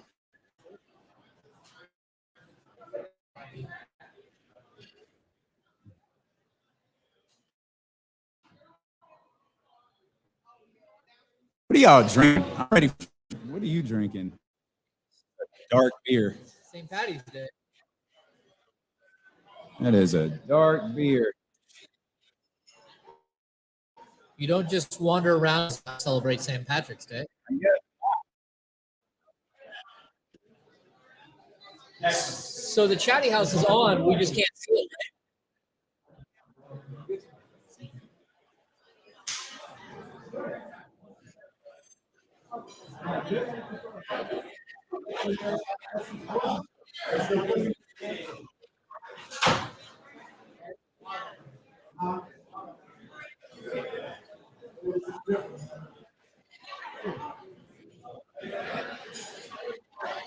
Zell was a Drake bar party with some. So it was Drake bar side. I mean, I just whipped up some real quick. Let me throw this out real quick. We got to get the collabo, man. Get the collabo, man.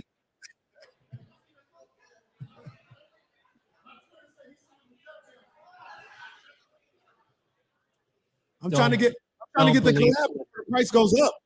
Price about to go up. Yesterday's price. It's not today's price. Up. There we go. Feel like I should be singing. Well, sing. Go ahead. We need someone R&B. We got R&B Fedora Ham in the house. We need someone to like bring a guitar up here. Yeah, not this to play. definitely has unplugged vibes. It does have that unplugged vibe. Unplugged. Okay. There's Jonathan. How are we keeping up with today's news? We're not. I said, how are we keeping up with today's news? Oh, I don't We know. just start, right? Or just not. Derek, I mean, I got my phone. I don't think that's going to happen.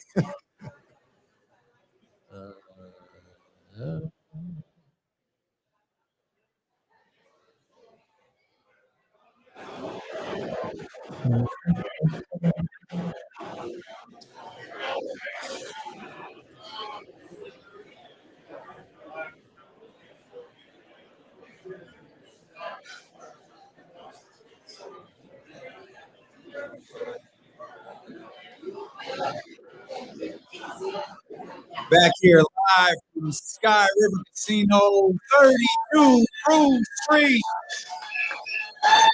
Y'all didn't know that's 32 brews on tap. In I'm sorry. plenty of drink specials going on. Ham's got one of his Fedora Ham is in the house. Fedora Ham in the house, ladies and gentlemen. Fedora Ham is in the house. I was just gonna say this place is awesome. Yeah, This place is sick. 32 brews. It's sick. Yeah, we got it. This is out of the can, so I got 30 more. How 32 many of more you? beers How to many go. of you had? Just so I can Oh get no, it. this is it. No. I don't usually drink. Don't remember? Is that what you're saying? Yeah, I don't drink and report usually. Well, there's nothing to report. Games are off today. No big deal. Put your hair We'll just down. pretend like this is a happy hour. Well, You know, that doesn't usually go well though. Well, usually that's all right. drinking on the happy hour. well, yeah. No, those concern. I'm gonna wait till that glass is gone by about 3:30 and start asking you questions from stuff I heard on the happy hour just to see if you answer. Let me tell you about Hassan Whiteside. It's one time it's on Whiteside. No. There's probably a whole bunch of stories involving Hassan Whiteside. But this is our 1320 Kings insider, James Hamm, creator of the Kings Beat here, to talk Kings basketball. And James, let's start here. Obviously, this is a big moment for the Sacramento Kings. It's a huge moment for Kings fans. The first winning season solidified last night. The first winning season in 16 years. You know, like I didn't think I would live to see it, and I'm not that old, so I didn't think I would live to see it. But I think it's incredible what they've been able to do here, specifically on the road. The fact that they're 21-13 on the road and 21-14 at home, that's crazy to me. They've secured a 500 record on the road. They're the best road team in the Western Conference. It's crazy. I did not think that this would be how this team won because the home court advantage is so tremendous in Sacramento. Yeah. And so I figured that that's how they would get to this point. But to see them have an opportunity here to, again, secure a over 500 record on the road is just wild. They're 10-2 since the All-Star break. They just keep raising their level of play, and Mike Brown has just done a tremendous job. Well, what do you kind of attribute that to, James? Because when I think of a team that plays well on the road, maybe it's like a football mentality, but I'm thinking defense, right? I'm thinking defense travels. Defense allows you to play well on the road. We've talked about how this team defensively is not what we want it to be, to say the least, right?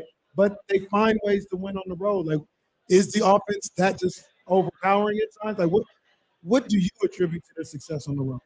You know, I think it really does come down to the one thing that Mike Brown has preached since the beginning of the season. Number one, we stay together. Like this team, when you're on the road, that's when NBA teams usually grow closer together. When you're at home, you guys go your separate ways. You're in your houses. It's kind of like if you live in a suburb, everyone closes their door and they're in their own house. Yeah. And every once in a while, everyone comes out and meets around in the neighborhood and does some sort of barbecue, but it's not that often. When you're on the road, you do all kinds of things together, whether you go to a museum together or you go to the movies together or you all go out to dinner. It's a way to bond and get closer. So I think that's one thing. I think the other thing is that Mike Brown every single day preaches to stay in the moment.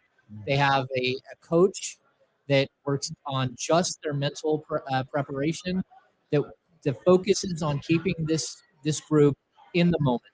And when you look at, again, this 10-2 record, each of these games are individual games. They're not a 12-game set. They're not looking at a 10-2 record. They're looking at 12 opportunities to win a game. And that's so huge to stay in the moment and to be be fully focused on what's in front of you. And he does not let them look far ahead. He doesn't let them get complacent. They break their season into 5-game stretches. So their goal is to go 3-2 or better in every 5-game stretch.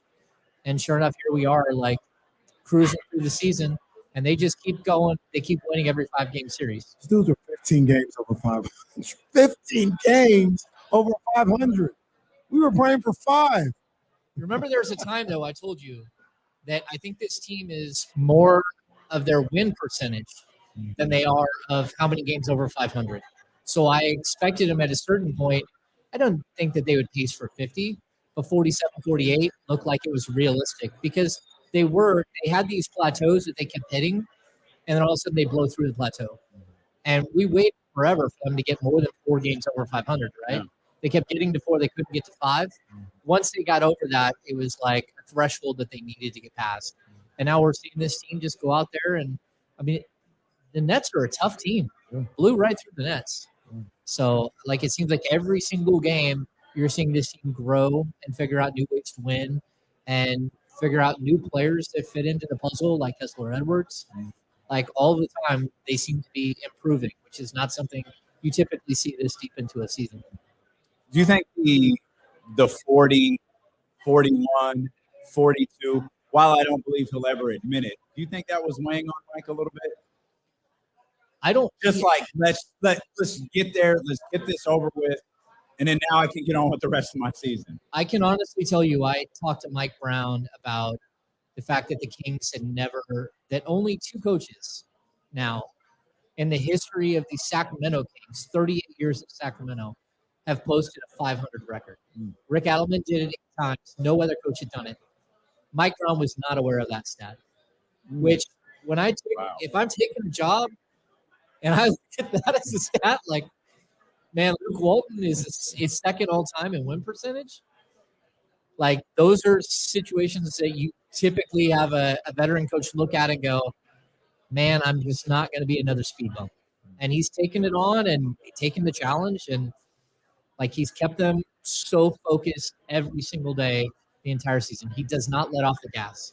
And when you think about Mike Brown, he's talked that talk from day one. Oh, yeah. He came in with the famous line, I'm not here to coach in the regular season. I'm here to coach playoff games. And that was a bold statement considering Sacramento. It got laughed at around the country. But he said this is what it is. And I think his fingerprints are all over this team with speaking, manifesting it, right? Speaking it into existence, like saying, like, no, I bet he's saying right now, this isn't good enough. You got an opportunity to do more. I believe in an opportunity to do more, and he continues to stay on these guys. But from the start, he was like, I'm here to coach playoff games, period. That's my job. It's crazy when you look at his win percentage coming into Sacramento, 616 win percentage. Man, the first thing I thought was, what are you doing? Like, you're risking that win percentage to go to Sacramento because they – like 500 is not even in the question, is not even in the equation. So it's like Todd Hilton plays his entire career in Colorado. Why leave? Like, I can bat 360 at home. Like, why leave? Because the second I leave here, I'm no longer an incredible player. I'm an average, normal, everyday player. If I keep staying here, him, Larry Walker, that stadium in itself, like, allowed them to be that great. And if I'm Mike Brown, I'm looking at, like, if I'm going to taint my record as a head coach, the one team that I can almost guarantee that I'm going to taint my record is if I go to Sacramento. And the fact that he's taking that, I'm like, here he is at like a 606 win percentage, and he's got an opportunity to get up to a 612 win percentage or a 616 win percentage in Sacramento. It's crazy. It's unheard of. They're pacing for like 49.9 wins. And I don't know how he's doing it. I don't think it's smoke and mirrors.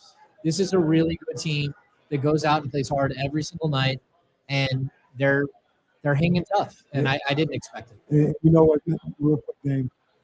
You saying all that, which is 100% correct. He's actually kind of maybe bet on himself, and he solidified himself as a head coach that he probably couldn't do anywhere else, right? Because he was 616 winning percentage. Yeah. You had LeBron, you had Kobe. Like you're not that good of a coach. And number one, to do it out those two guys, but then come do it in Sacramento, that has elevated him as a coach to a level that I don't think he could have been elevated anywhere else in the league with any other job. Yeah, I think what it does is it puts him in the conversation to be like a Hall of Fame coach. Like we've talked about Sabonis, like you start picking up more All-Star games. Next thing you know, you're at like 6, you're at 8 All-Star appearances. You're probably a Hall of Famer. I think Mike Brown had basically got to a point in his career where, number one, he was taken for granted. Like a lot of people around the NBA, I've heard people say, well, I just don't think Mike Brown's that good of a coach. Man, how wrong are they? At this point, like, he's just showing it. How wrong are you? He didn't have an all-star on this team. He made 2 players an all-stars. Sabonis was an all-star in the past, but it had been a couple of years. He got him back to the point where he's an all-star. De'Aaron Fox, not only has he taken Fox and made him into an all-star, he's made him into a potential all-NBA player. He's made him into one of the better players in the NBA.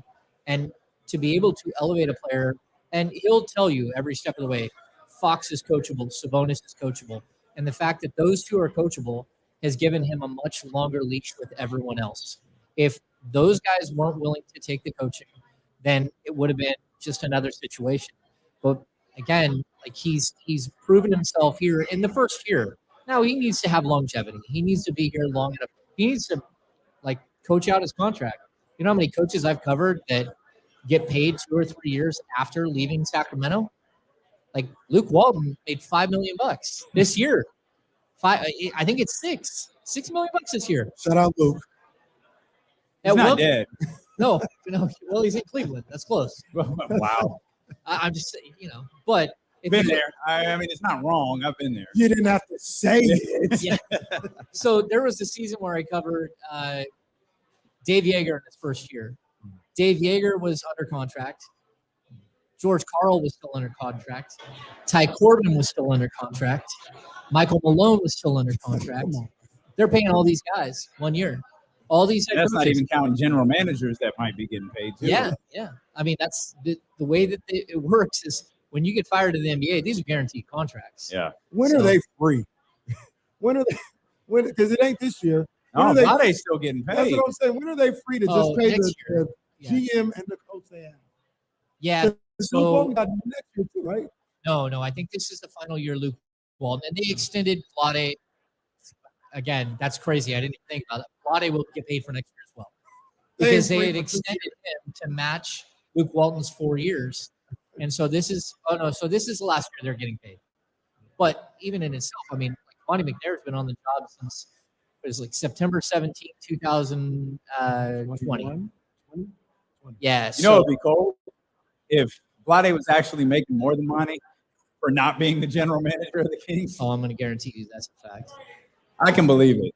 Like, was probably not for Monty's next contract. Next year. Yeah, next year.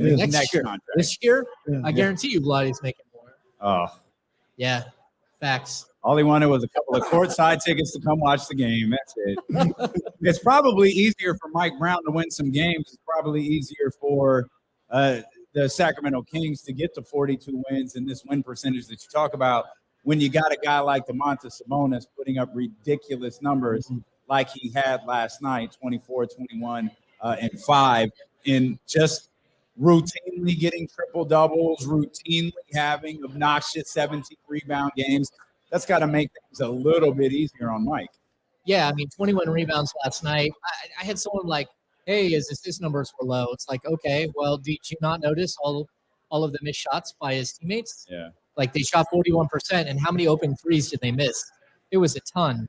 So he should have had another triple-double, but you know, triple-doubles are really they're based on what your teammates do. And Sabonis has been very clear that he couldn't do any of this without his teammates.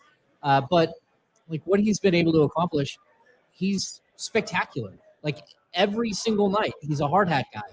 He comes out there and brings his lunch pail and goes to work. How many times did he get hit in the head? How many offensive rebounds did he get? Like where he's battling 5 guys and the refs in the middle of the key and not getting a single call, getting mugged, getting hit in the head. and grabbing another rebound. Like what he's been able to accomplish, and it's the consistency that he brings to the table to me that's so incredible.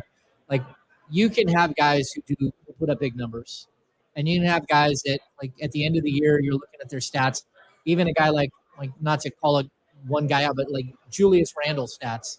Like Julius Randle puts up triple doubles on occasion, but to have a player like Domas that every single night it's 18, 12, and 6, and that's just what you write and pin. Yeah. You know, if you can pin in things in the NBA, you're going to be a good team. Absolutely. Do you think he gets MVP votes? Because we were trying to figure this out. It goes to 5th place, right? Oh yeah, he's getting MVP votes. Yeah, I don't know. He's not going to be in the running, Right. but he will get MVP. 4th or 5th Yeah, place. without any question, in my opinion. I mean, you're the 2nd seed in the Western Conference.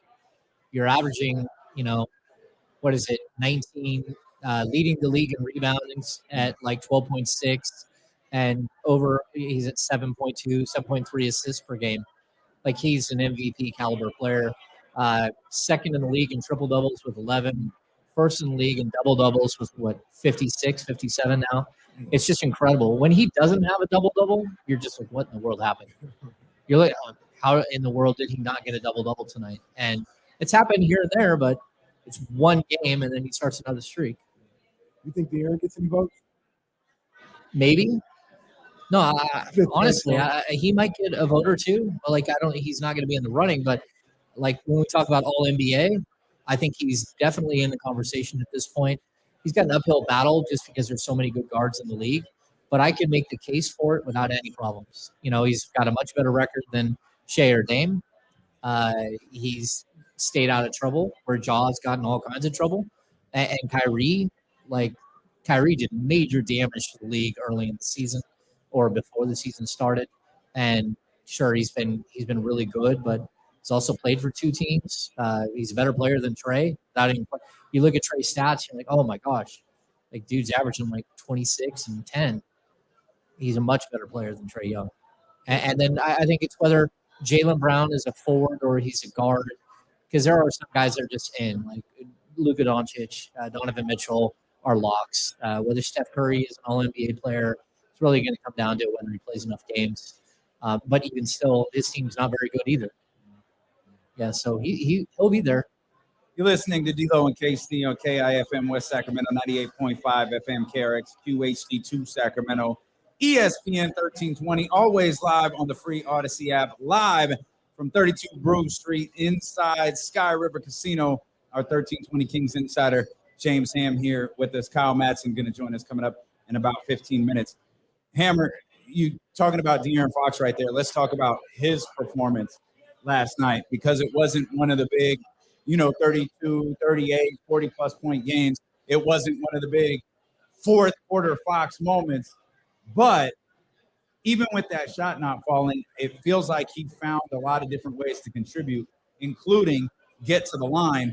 And he now has a season's worth of a fourth quarter resume, to where if De'Aaron is 0 of 18 heading into the fourth quarter, the defense can't do anything about it. They have to stay glued to him during those final 12 minutes. Yeah, I mean, his performance in the fourth quarter is just otherworldly.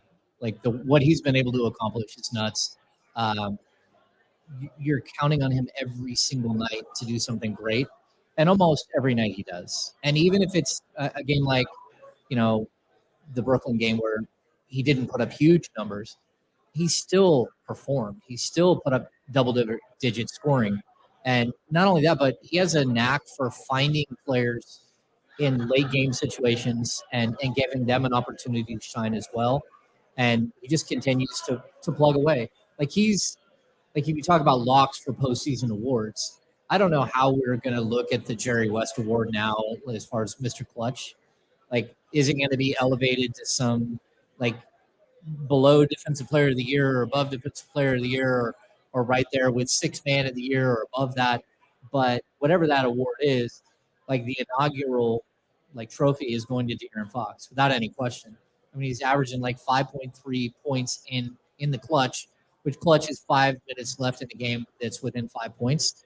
I mean, he's so much better than every other player in the NBA. He's scored so many more points in the clutch than any other player. It's not even close. It's like 100 more points in the clutch. And he's got his team that's a perennial loser with 42 wins with another 14 games remaining. Is it 14, 13, 14? It's 13. I don't know. I don't know. I lose count. I don't know. Well, he has now, like, his work in the fourth quarter has just been, as you said, it's just been incredible. It's certified. And one of our themes throughout the day has been the bench. I feel like this bench has the capability of being the difference between going to the playoffs and advancing in the playoffs. And we saw it again last night in a game that was essentially just a fight, in which there was a stretch where the Kings weren't making shots. Brooklyn wasn't making shots either. It was Malik Monk. It was Kessler Edwards. It was guys in that second unit who did a good job of keeping things moving when De'Aaron wasn't cooking, when Kevin Huerter was out. And, man, I feel like this bench could be what really separates them as we head into the second season here in a few weeks. Yeah, I mean, the bench is going to have to be good because a lot of these players like Fox and, even Harrison Barnes hasn't been there for years.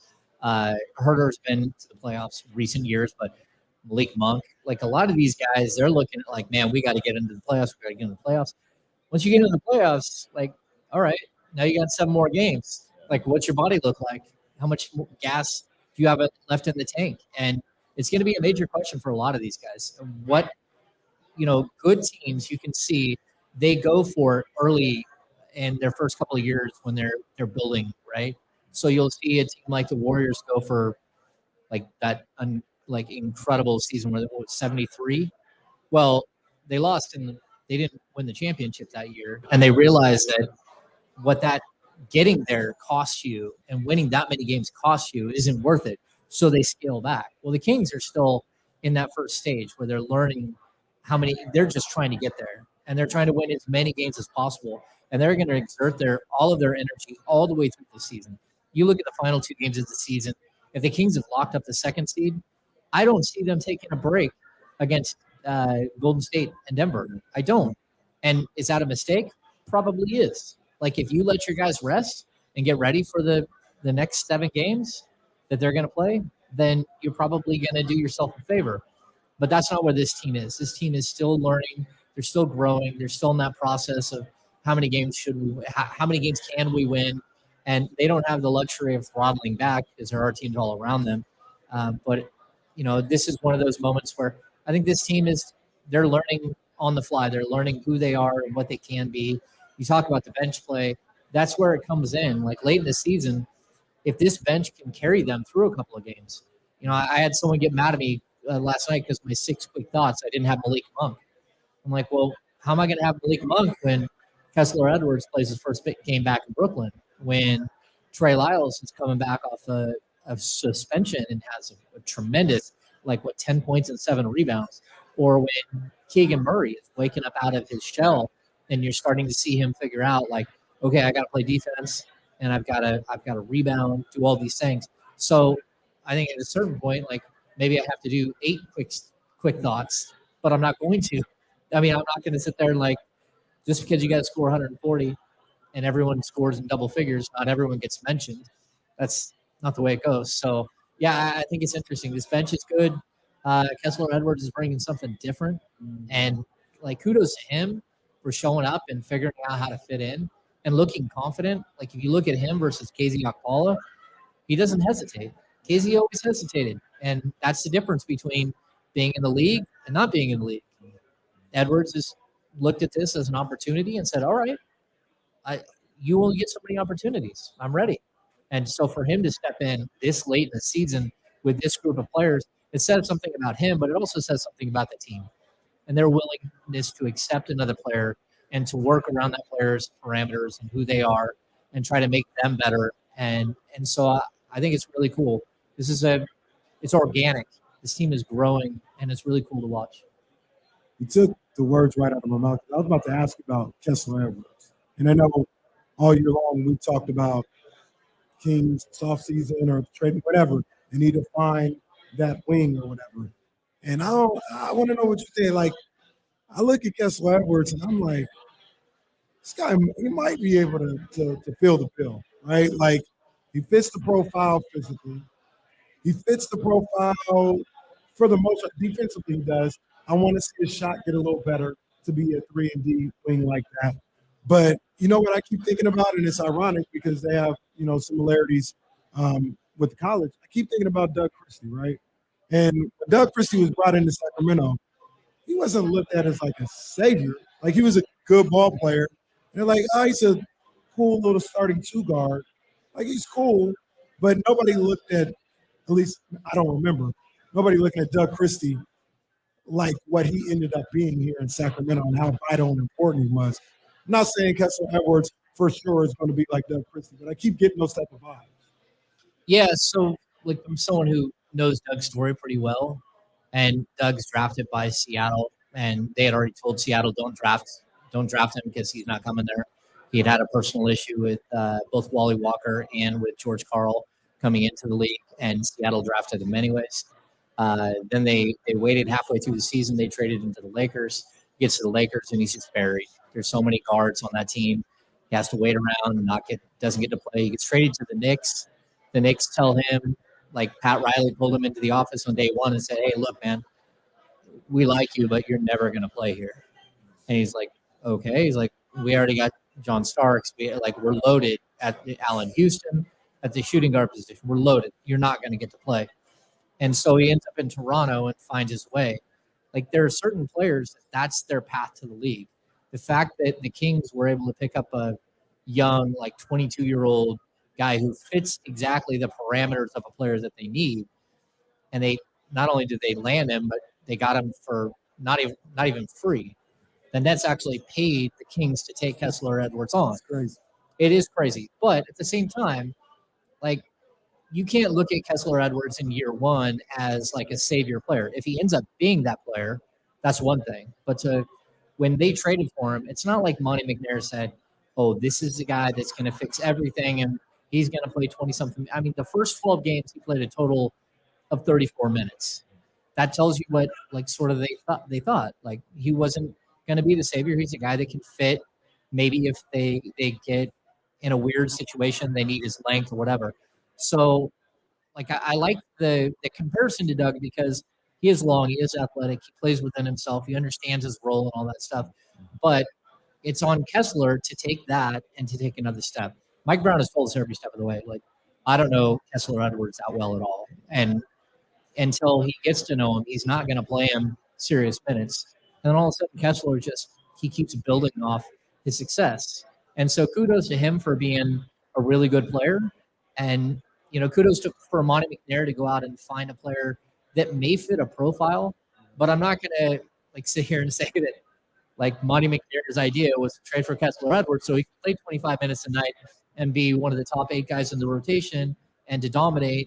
That wasn't the point of view. They looked at a bunch of guys around this skill level, around this talent level, guys like Darius Baisley, and this is a guy they could get, and they got him for free, and then a couple of $1 million on top of it.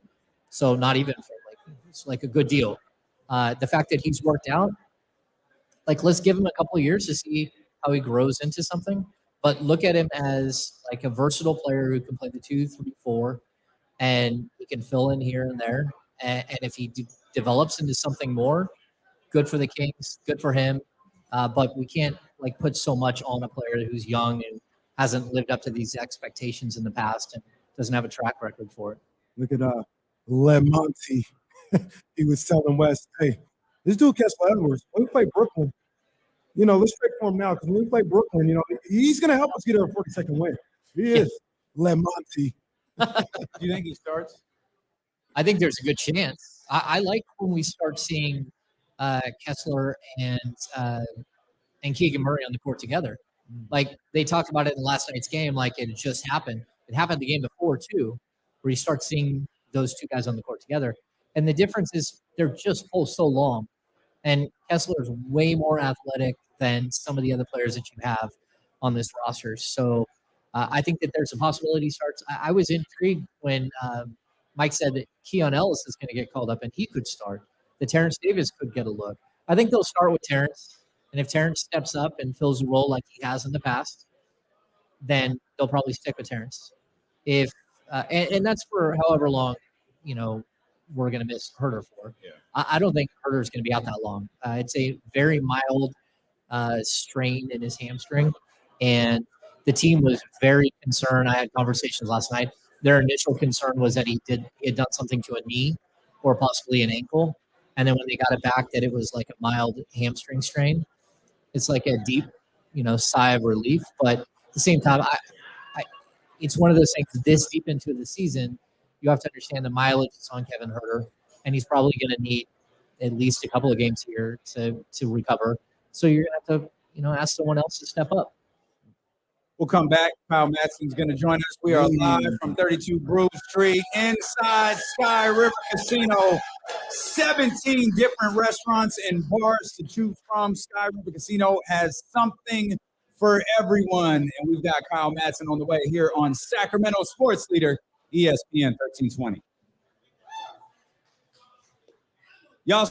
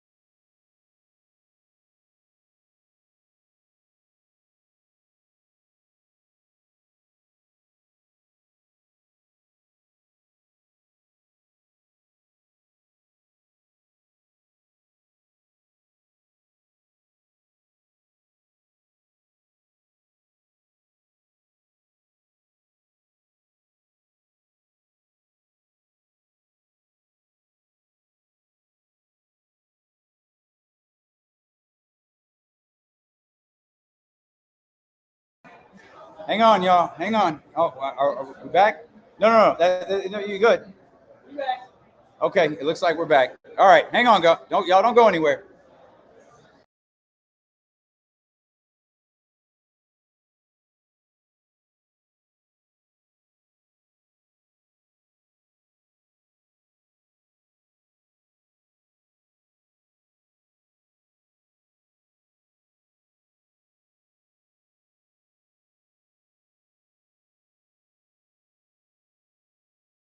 Check. There it is. I got you. Back here live at Sky River Casino. Yeah. Show rolls along. And we got James Hamm here with us. We also got the hottest free agent in radio. Yeah, man. And I'm going to say that again because I know there's some people over in this cluster who could do something about that. And I don't know where Aaron is, and I don't know where Stacy is, but I'm going to say this one more time. We've got the hottest free agent in radio on the stage with us right now. That's real. That's real. And I'll say one more thing, and if they're not here, Kimberly, it's your job to pass this along. Impossible. If we don't do something, he won't be a free agent for long. So let's all relay that message and welcome Kyle Madsen to the stage. Give it up for my man Kyle Madsen. Give it up for my man Kyle Madsen. That's a lot of pressure now. Oh, yeah. You put a lot of pressure on. Yeah, don't blow it. Oh, yeah, no. No. I'm not saying anything. Kyle, hey, you know what? Before because I want to talk Kings basketball with you. I want to talk Warriors as well in the Western Conference. Our Dubs. We really haven't talked a ton about the San Francisco 49ers and the start of free agency. Nah. Win, loss, draw for San Francisco? Fine. They're good. They're still good. They're still very good. Yeah, they're still good. They're still Sam fine. Darnold did it. That was the big signing. The big Sam Darnold signing. That's it. That's the one? Watch out. Okay. No, I got Javon is his name. Javon Hargrave in the middle of their defensive line. They're going to be nice. They're going to be fine. They replace their losses. They'll be good. The one I didn't like, and it just seemed like it was a formality and whatever the reason. I didn't like Jimmy Ward not being there, man. I wanted Jimmy to come back. I love what Jimmy has turned into, right? Like he was kind of looked at as a bust, a super reach when Balky got him in the first round. Didn't really have a position, but he turned himself not only into a great NFL player, a really good NFL player, but he turned himself into a great leader. And I was hoping they could find a way to make that work, but it looked like the writing was on the wall. I was honestly shocked at how his last year went because Tayshaun Gibson comes in, plays really well in the final preseason game, and then they just gave him the job. They're like, Jimmy, you're going to go play nickel, and then you're going to go be a free agent, and then we're going to have a worse player play your position. It's fine. I don't understand it, but they're rolling with it. He's now in Houston, and he got like 2 years, $13 million, I think, from Houston. Yeah, it wasn't a lot. I would happily give him that over whatever Tayshaun Gibson got, but they made that bet last year. I think when he came back and played nickel over free safety, that to me was kind of the death knell for his time with the 49ers. And that's a bummer because I'm totally with you. Where did they find the money for Hargrave? Like under a gigantic rock that was like slightly tilted up? Yeah, so they restructured Charvarius Ward and cleared like $10 million. They restructured Fred Warner and cleared, I think, like $9 million in space. So they've done some maneuvering in the cap. They got Jimmy Garoppolo off the books. They're only paying $15 million for their quarterback room. So they had a little bit of room to work with. What do you think about losing Emmanuel Mosley? Now he's coming off an ACL, so that kind of changes things a little bit. But he's another guy that I really like. They got what's the guy from the Falcons that they Isaiah Oliver. Yeah, Oliver. He can play. You think it's because he had an ACL 2 years ago, right? Yes. So he played last year. Yes. And he's a good sign. So you think he might be the starting cornerback next to Charvarius Ward? I think he's going to start at the nickel. So Okay, he played outside his first 3 years, was not good. They moved him to the nickel, winds up being a really good player. So I think he's going to play there. Lenore and other people will battle for the other spot outside. I think they'll miss Mosley a little bit, but that's the least of my concerns for them. It took a second for them last year. I thought it took a second for them to get used to not having Mosley. Then 100%. They got used to it and they took off. So, maybe it's more of the same last year. Hey, they still got the draft and they still got the 5th round. That's all that really matters. 5th, 6th round. Yep. As long as they have that, we can find all pros. Load up. They'll blow all those 3rd round picks. Dude, if they draft a running back in the 3rd round. Oh my God. Down on it. I'm quitting everything. Just trade him now. I'm going to go be a monk. Trade him now. It is bizarre how they hit so hard late in the draft. But man, those early rounds they can't This get for third round, nothing. Everybody, every time you bring up the first round, people are like, "Oh, but Nick Bosa." It was easy work. Everybody in here would have picked Nick Bosa. It was not a hard pick. And then you go, Deebo Samuel. Okay, good little player. But Mike McGlinchey didn't get a second contract. Did you call Deebo Samuel a good little player? Good little player. He's decent. He's fine. Brandon Ayuk, good player. Good, genuinely good player. Everybody else they've taken round 1 through 3, like Fred Warner, third rounder, good. But everybody else, like George Kittle, 5th round. Fred Warner, 5th round. Trent Williams, they traded 3rd and 5th round picks for. Like all of their best players came outside of the first couple of rounds. Elijah Mitchell. Mitchell, it's another one. He was just starting running back. Like he was big, couldn't say healthy, but he's on pace for like 1,200 yards. Really good player. Really, really good player. Who's the biggest loss? Jimmy Garoppolo. No. Did he have his press conference today, by the way? He did. He dressed in all black. All black. Just check. Oh, my God. He had all black, unbuttoned, obviously. Of course. Raider pin on the lapel. Oh. 5 o'clock shadow banging. Nice. No, he looked great. He looked great. And those 7 wins are going to be awesome. No, I think it's probably Jimmy Ward, just because of how versatile he was. But that's the thing is no player they've lost has been like, I don't know what they're gonna do. Like the Eagles right now are they have to replace Javon Hargrave. That's not somebody. It's just like, yeah, hey, who's that? Jordan Davis from Georgia, their second-year guy. You go play. That's just not gonna happen.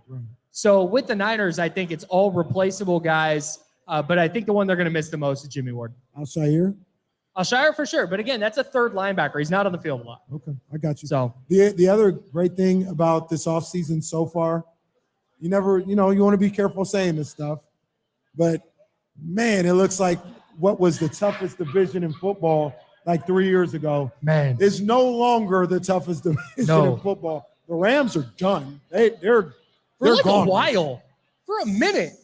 Yeah. They might be gone. They might be out of here for a couple of years rebuilding. You got to look at Seattle. Seattle's they're building something though. I don't think they're doing a nice job. 3 times they played the 49ers. They're not on that level yet.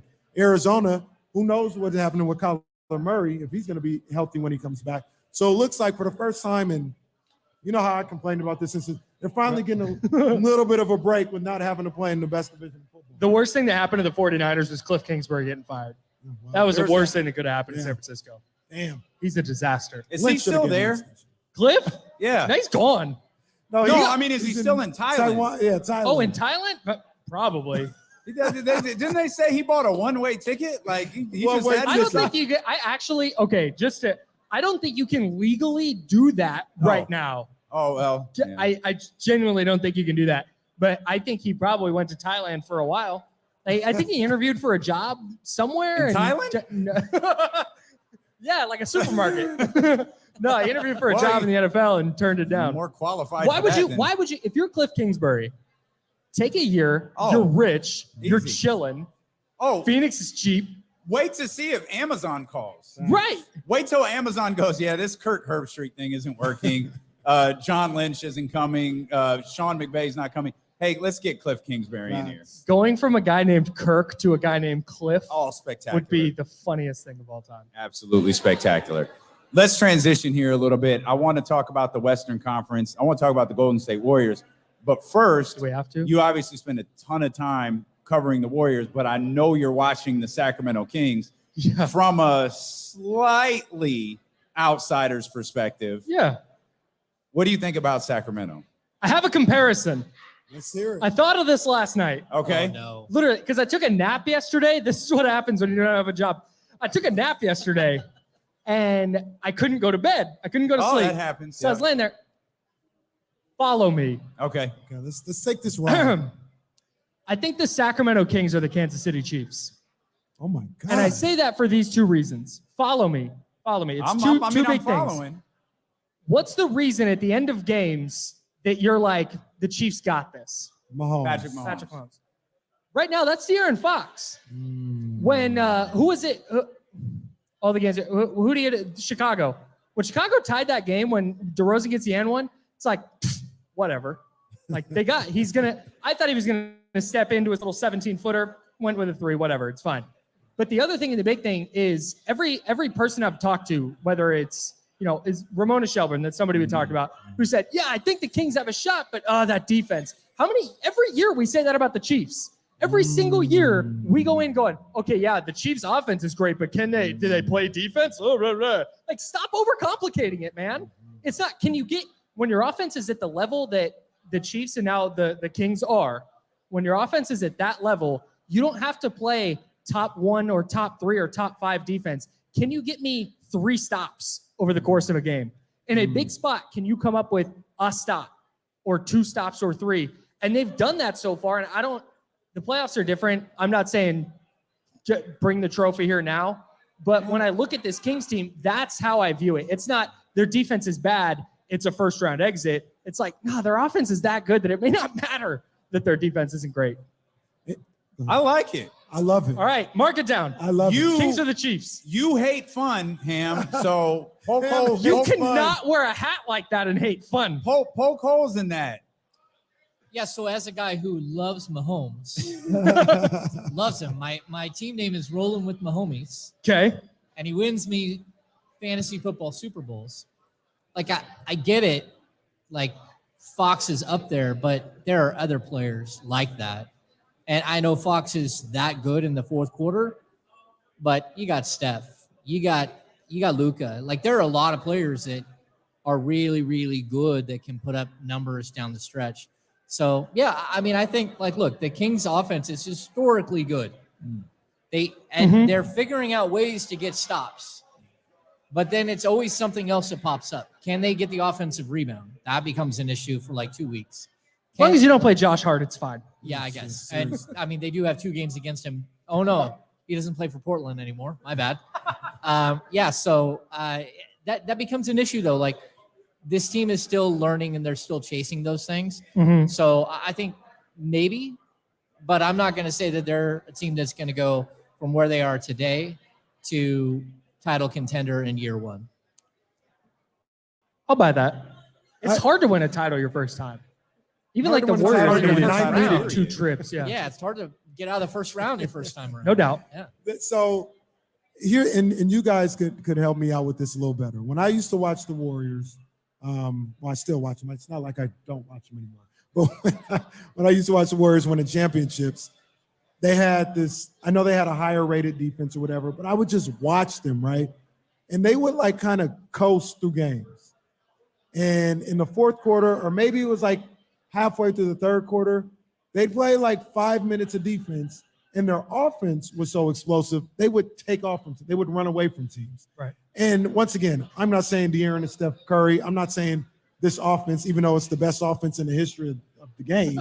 I'm not saying it's that Warriors offense, but I feel like some similarities, right? Like if they, we would all want them to play 40 minutes of great defense.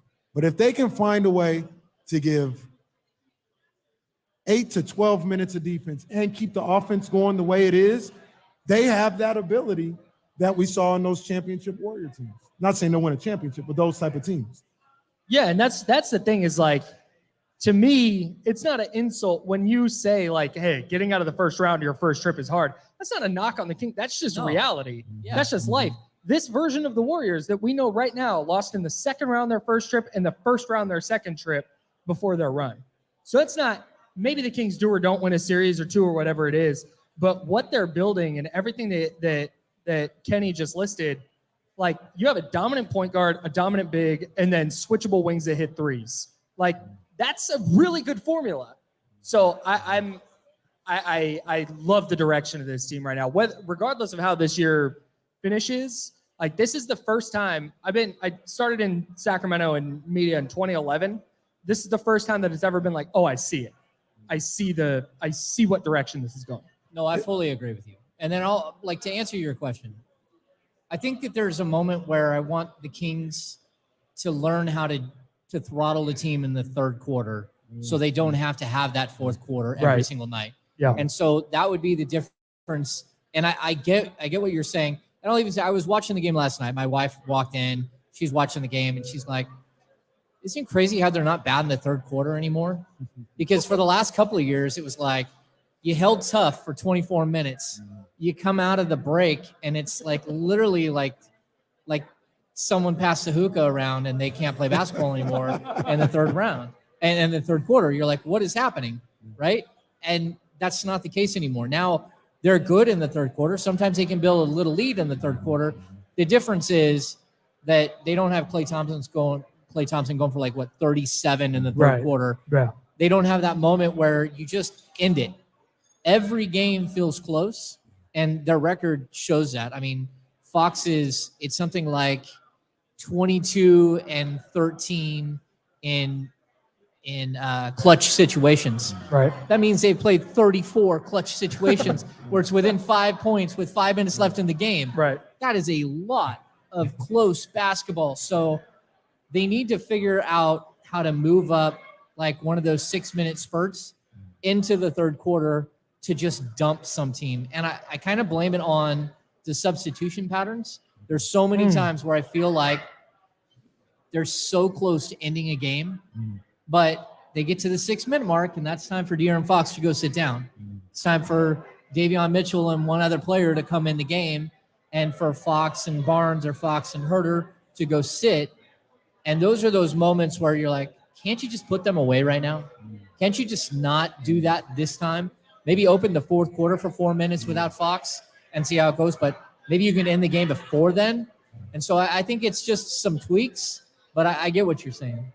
And that's the Steve Kerr thing. That's the like, hey, you're coming out at 6 minutes. I don't care what the score is. I don't care that you've hit 9 threes in a row. Steph, get out of the game. Like that's that influence. And I'm interested to see if at some point that changes for the reasons you just laid out.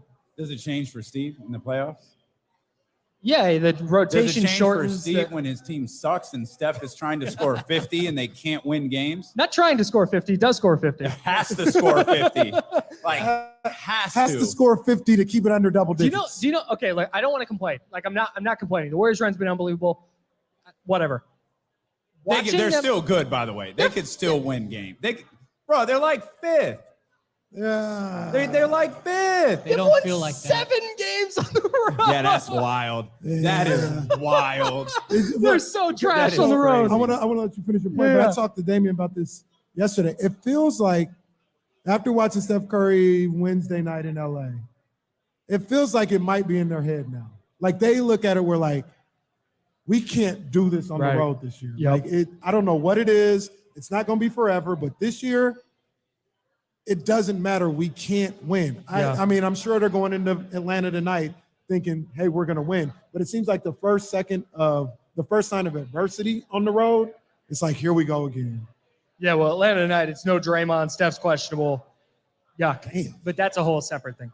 No, I just the thing with the Warriors this year is like, it's so much fun watching Steph be Steph, but then it's infuriating after he drives and he goes through and he like fights through contact and he gets a layup. It's like, nice, 6-point game, open 3 on the other end. Like, and again, I'm not going to sit here and complain, but They're the this year in 15th rated particular, defense. yeah, The Kings are 25th.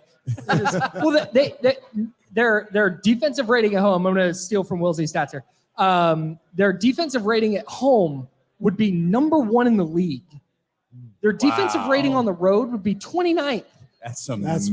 bizarre. It's unbelievable. Like, we were how? Like, how is that because possible? do you know, I think it's because they hate each other. Well, Yeah. I think there you everybody's go. done with Draymond. People are done with Jordan Poole, and they're just like, man, screw this. Like, I got to be on the road with these guys. Get me out of here. See, the road is where you bond. can I tell you the funny thing about Draymond is he has convinced himself, and I think some Warriors fans and Warriors media, maybe people on the Warriors, have convinced themselves Draymond's suspension cost them a championship in 2016. That's the wildest thing that people just say as a fact. Right. Well, Draymond says it. It's wild. And what's even more amazing is he still just picks up 16 technicals a year and gets himself suspended while also convincing himself his suspension issues have cost his team a championship. Well, and he was convinced that they were going to rescind the technical. They're like, Bro, oh, you no, I'll threw be the there ball next in the game. guy's You face. cannot throw a ball at somebody. threw Steve the Kerr ball being in the like, yeah, guy's you face. can't do that. That's a tech. And look, a week ago, you can't bait me into technicals. I only get technicals when I won. Bro, so You wanted to get that technical? You wanted to get suspended? He's taking a night off in Atlanta. Oh, well, there you go. I get it. Draymond out here playing chess. I'm telling you, like I was there for the DeMarcus situation. They literally had a $211 million extension on the table. That night, he went out and got a tech. The next night against the Warriors, he went out and got 2 techs and got tossed, yelled something at a fan coming off the court. All of these things happened, and they looked at it and like, what are we doing?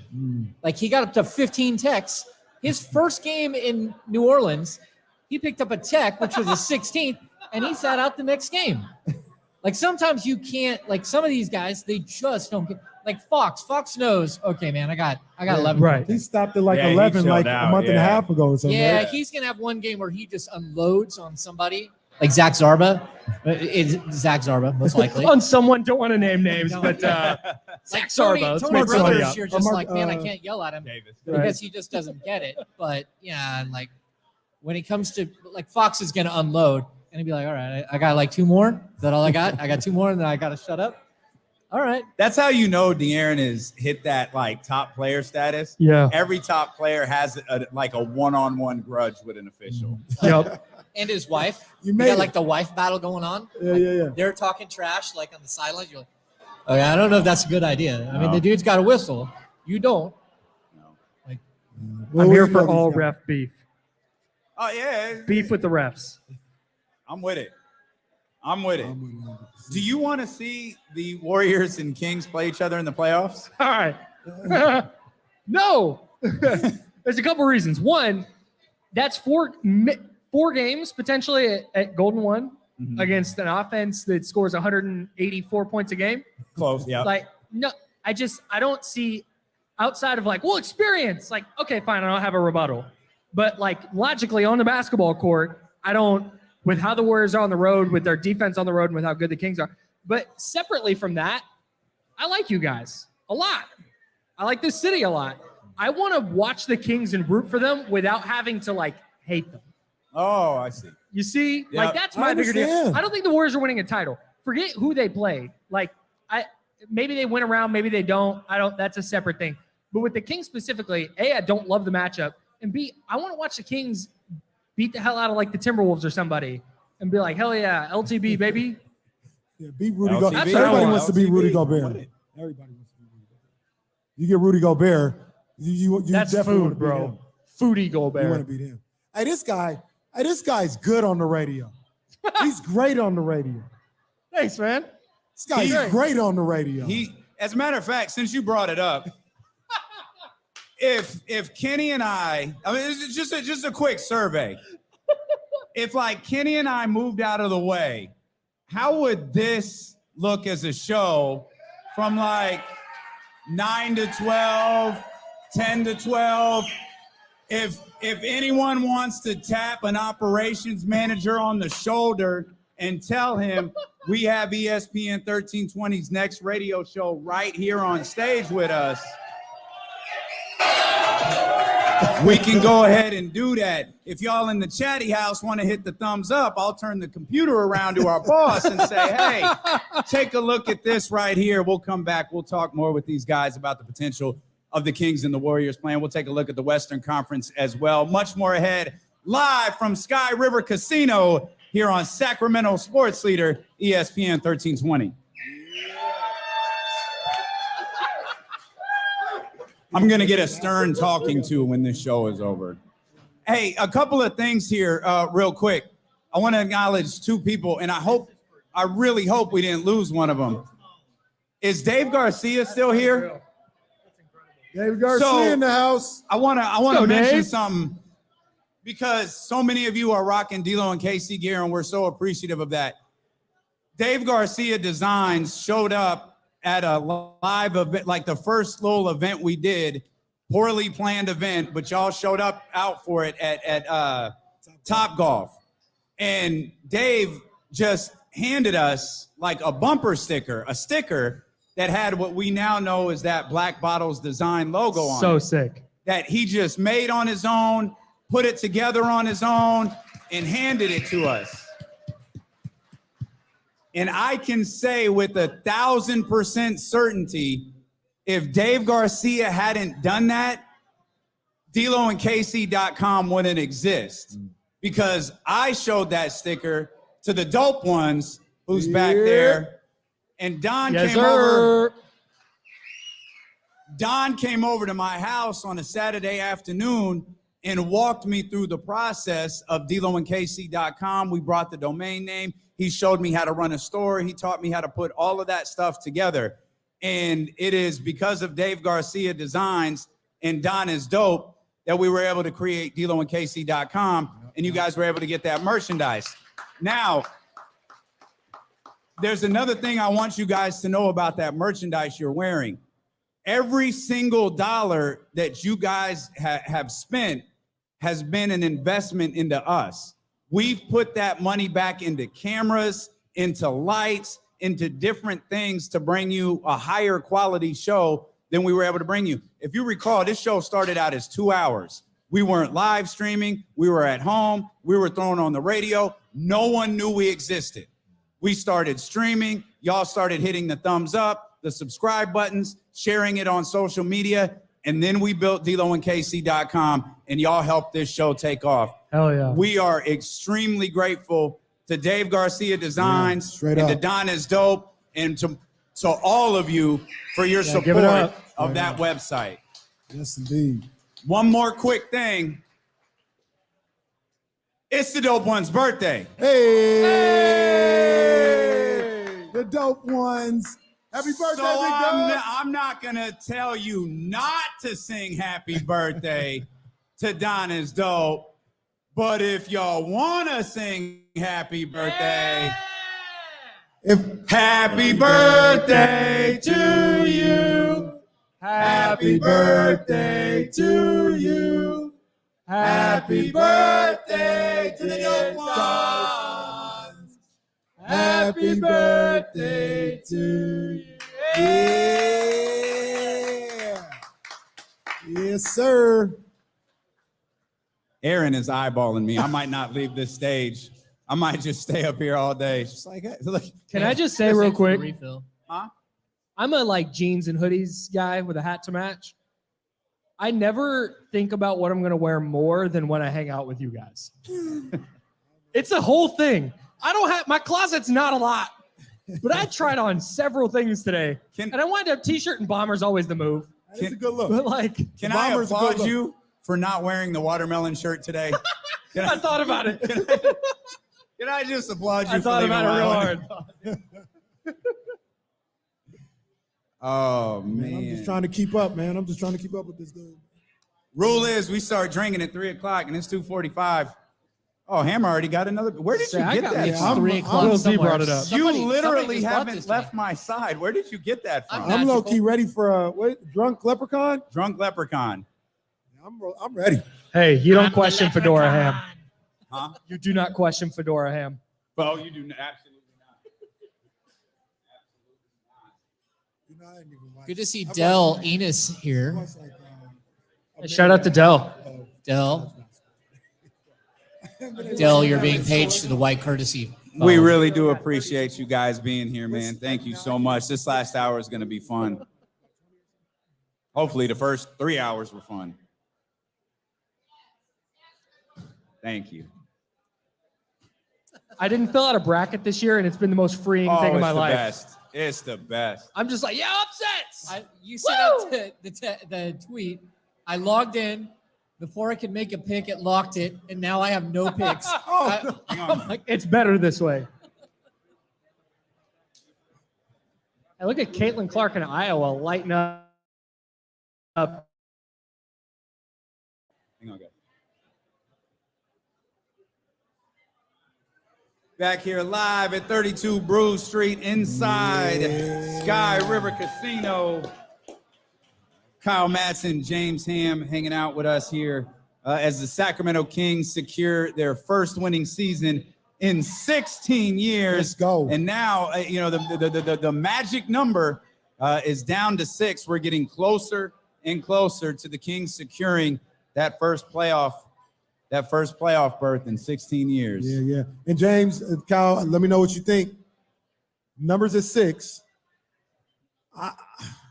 I'm thinking next Friday or Saturday.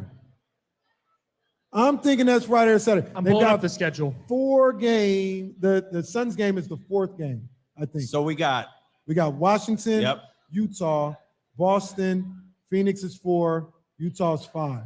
Like, if they won all of them, which is kind of crazy, but that would be 1 game. But you guys know magic number is if Dallas is losing a game or Minnesota's losing a game, like you could lose tomorrow and still chop off a number on the magic number. I'm thinking it might be next weekend, man. Y'all get ready for a little something next Friday and Saturday, man, because I think it might happen next weekend. I need a whole Drake Bars song. Well, that's where Young Zell comes in. We got to cut Okay. that album. Drake Bar, the album. Drake, the album. Can we get like ukulele ham or something?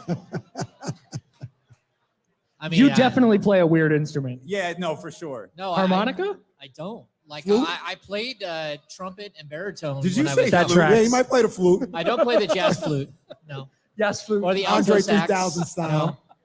No, I did play trumpet, baritone. I can play a harmonica. I don't know. That tracks. Got a little bluesy in me. No doubt. I love that. It's funny though how like when we first started talking about this, we were wondering like, man, could that last home game against the Warriors be the game where they clinch the playoff berth? And now all of a sudden it might be like 2 weeks before. Crazy. That's crazy. Going from not being in the playoffs for 16 years to clinching a playoff spot like March 23rd is nuts. And I know it's a combination of so many things coming together, but I really and I'm curious where both of you come in on this. I feel like it starts with Mike Brown. Oh no, I feel like it starts with Mike Brown for sure. I'll tell you, like my youngest is studying to get his driving permit. He was born in 2007. Wow. The Kings have not been in the playoffs in his lifetime. That's crazy. In his lifetime. That's and nuts. He is about to get his learner's permit and he'll drive in August.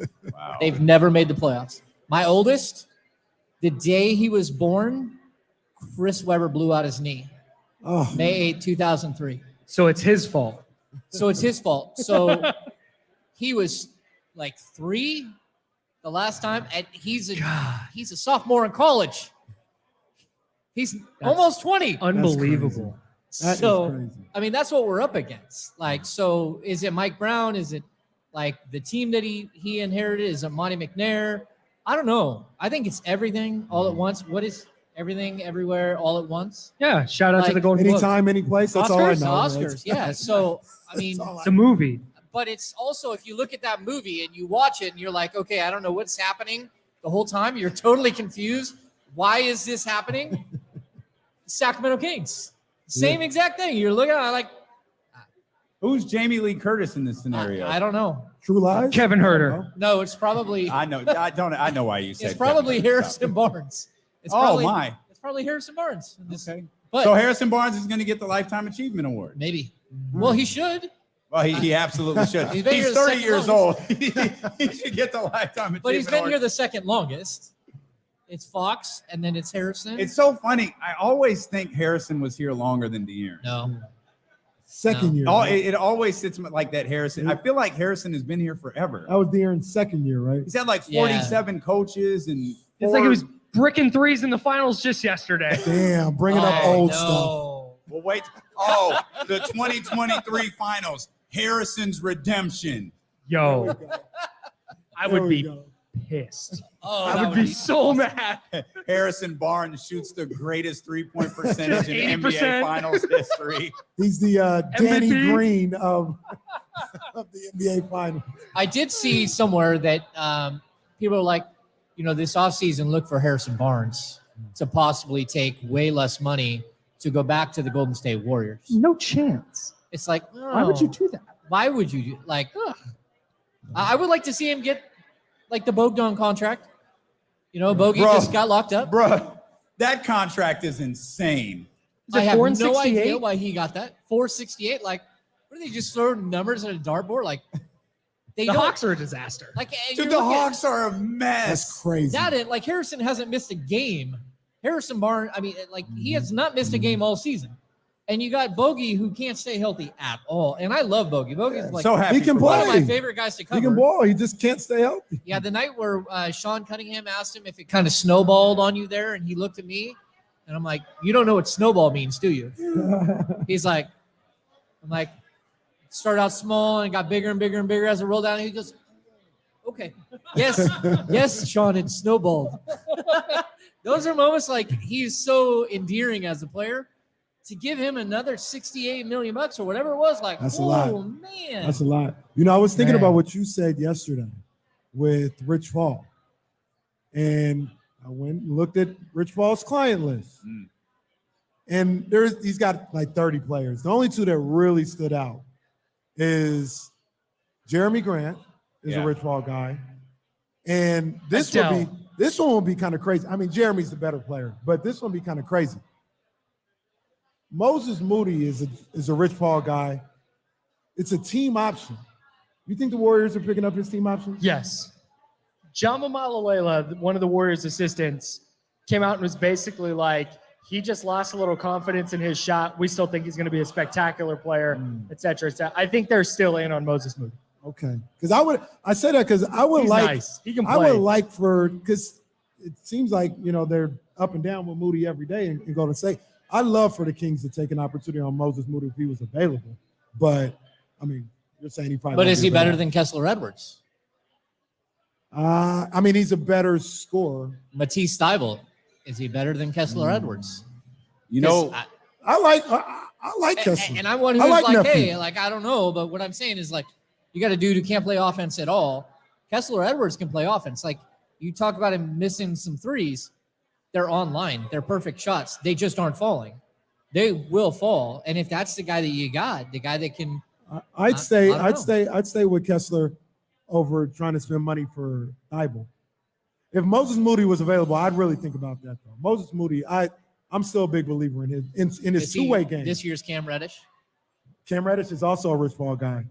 well, there's another one. It would require a different route, but OG's a Rich Paul guy. Oh. Hey, You a big OG I'm guy? just saying. OG's a Rich Paul guy. I'd love to have him here in OG. Sacramento. I love I'd OG love to Anunoby. have him here in Sacramento. Now, is it safe to assume OJ or OG? No. OJ, Whatever you're going to OJ say, ass. no. OG replaces Harrison, though, right? Yeah, that would Yes. be the plan. Okay. But that's going to be, it's tough. They're going to want like 3 firsts. Like, I was told by someone within think the so? walls of the 3 Kings. first. You Kevin think Durant so? got 4. Yeah. OG not getting 3. I don't know. I was told What's by OG, someone like in Sacramento, 23? they believe that he is a complete defensive game changer, will change your entire identity as a defensive player. And if he can fit in offensively, then if he can change, again, look at what Kessler Edwards has done, how he's changed the defense when he plays major minutes. It's night and day. And if you have OG Anunoby who can do that and maybe average 16 to 18 points a game, I'd can average 6 rebounds a game, 7 rebounds a game, can get you 2 steals a game. I'd love to have that's OG. big time. I'd love to. I don't know if I'd want it for that price, but I mean, it's just a player. Like I'd love to have him. But that's a player who takes you from a really good, fun team to a title contender. Yep. You are a title contender. You want to know who's going to defend Giannis Antetokounmpo in the finals? Oh, it's OG. It's OG. So that's where you like take it to a different level. Who's going to defend Jason Tatum? It's OG. Okay. I was just throwing it out there. OG is a Not Rich OJ. Paul guy. Not OG. Oh, yeah. We getting What all are the they? clutch here in Sacramento, baby. We getting all the clutch. Well, It's the and for new those- clutch for those- hub. If you missed, Sacramento? if you missed the conversation, it was when De'Aaron signed with Clutch, there was this, De'Aaron's leaving. Or it's like, okay, well, what about the flip side of that? What about the impact Rich Paul could have on Sacramento? What about a way Rich Paul could bring clients here, would be willing to bring clients here? And who's playing better than De'Aaron Fox right now? A Clutch Sports client. Hey, my guy needs some help in Sacramento to get to the next level. Not help to break a 16-year playoff drought. Right. Not help to be good. Help to win championships. That's what I'm fascinated to see is like if that it's Sacramento thing changes now because they have 2 legitimate all-stars. They are going to be a 2 or 3 seed in the Western Conference. I think they're going to make noise in the playoffs. They're fun. They score a lot. Is this now a destination? Because I think you're right. I think they're a player away from being a legit, like, hey, preseason prognostication, the Kings are in the mix. There's a way you can look at this Western Conference, and this season alone, you can squint and see how the Kings could actually represent the West in the finals. Yes. Because like a team like Denver, again, they've fought, but they really haven't been there to this level. And they have players who are not playing well. Yeah. Are they a matchup issue? Sure. But the Kings are a matchup issue too. Yeah. Like there are a lot of different ways you can look at this. Are the Nuggets a matchup issue or is Nikola Jokic a matchup issue? And that's the case for everybody. I don't think it matters in the playoffs. Yeah, but I mean, look what Sabonis has done against Jokic all season long. Like head to head, it's not pretty. Like Sabonis holds his own plus. Yeah. Absolutely. Do you think not the a believer are in the a Nuggets. matchup issue? As I sit here and think about it, not really. Michael Porter Jr. at the stretch 4 sometimes, maybe. Jamal Murray, I mean, he's just good. I don't know if he's a matchup. He hasn't been great, though. It's funny how we look at Minnesota and we're like, man, Minnesota's a matchup issue. You look at the Clippers, you're like, that's a matchup issue. You look at the Lakers, you're like, oh, that's a matchup issue. You don't want to face them in the first round, LeBron and AD. And you look at the Warriors, you're like, oh, that's a matchup issue. And then we get to Denver, we're like, they're number 1 in the West. They're the best team in the West. Yeah. And you're like, But if we're talking But matchup, it's not I think the Kings can match up with all those guys. I've just got to see it from the Nuggets. Can you win a couple rounds? Like I just don't buy it until they do it. Look, you know that path that you're talking about, though. I think quiet is kept for all the people that said our guy was ruining things. Look at the Clippers out here playing well. I think the Clippers are going to get the 5th seed. Phoenix may stay at 4. You eliminate those 2. Kings 2, 3, whoever you play in the first round. I would love to play Memphis in the second round. I would love to play Memphis in the second round. Now you got a situation where you're going up against Denver, who I shouldn't say nobody. A lot of people really don't believe in because they haven't seen it. Who knows what could happen in the 7-game series? That's the path right there that you just talked about. I think a perfect scenario is 4-5 is something like Suns, Clippers. Yes. So one of those teams is gone. Yeah. 1-8 is Denver and Minnesota. say the Lakers. Or Denver Lakers. and the Warriors, something like that. You're like, okay. You start wiping out those teams that not only have veteran players, but who are very experienced in the playoffs and know how to win. One of those teams lose in every single one of those matchups. That's really good for the Kings. Who do you guys hope the Kings see in the first round? The Mavericks. Mavs. yeah, the Mavs aren't good. The Mavericks really aren't good. It's so funny that all the Kyrie stuff of like when they added him, like that might be a little bit of a problem. It's just a problem. Like everything bad is happening. They're not good. They lost too many pieces to like balance them out. Yes. Kyrie's really good. Luka's really good. Offensively. But everything else is like are you getting 85 from those two every night in a series? I knew it was over for them when they played the Lakers in back-to-back possessions. Justin Holiday was guarding LeBron on the post, and Luka was guarding Anthony Davis. I said, it's over. Like, if that's what you're bringing to the table, because they don't have no center. They don't have no wing that could guard a LeBron James. That's what you're bringing to the table. You got no shot. The Mavs, not a matchup issue. No. I'll tell you this too. No. The Mavs are losing in the first round, I think, no matter who they play. I think that's probably true, but I'll also tell you the problem the Mavs have, they may have destroyed their functionality as a franchise with that trade. And it's not because, like, we all thought, okay, well, what if Kyrie gets in there and he just ruins everything because, he's Kyrie. And I think what happened really early on, the first couple of games where they played without Luka, all of the players on the roster not named Luka celebrated a player who passed to them. And I think that, like, you can look at him as a Trojan horse. Like, he went in there, and while he might not stay, what he did is he shined a light on a major issue that team has, is that you live and die by Luka, And that's not any coach. That's not any other player. That's Luka's decision. Yeah. And he makes that decision every night. And so you go into a matchup with them, and like you can take away Luka. He's going to keep shooting. Yeah. He's not going to try to make someone better. And the triple doubles and all that stuff, that's fine. But his triple doubles are James Harden triple doubles. They're not Nikola Jokic triple doubles or Domantas Sabonis triple doubles. They are Luka just figuring out, okay, well, I might as well go get 10 assists. Outside of that, like he wants his 40 every night. Yeah. And that's a problem. Well, I will say this, though, about the Mavericks. I'm going to stall them out a little bit. I want to stall out Luka a little bit. I want to stall out Kyrie just a little bit, even Christian Wood. Because you know what, guys? They're doing this by themselves. They don't have a coach. The guy he's just watching like us. Yeah, they don't have a coach like everybody else. It was one of the wildest remarks I've ever heard in my life. When are There's you nothing talking I can do about it. Don't be mad at me. last year before they played the Warriors when he was like, yeah, we're probably going to lose, but we're going to go try. It's like, what? You cannot say that.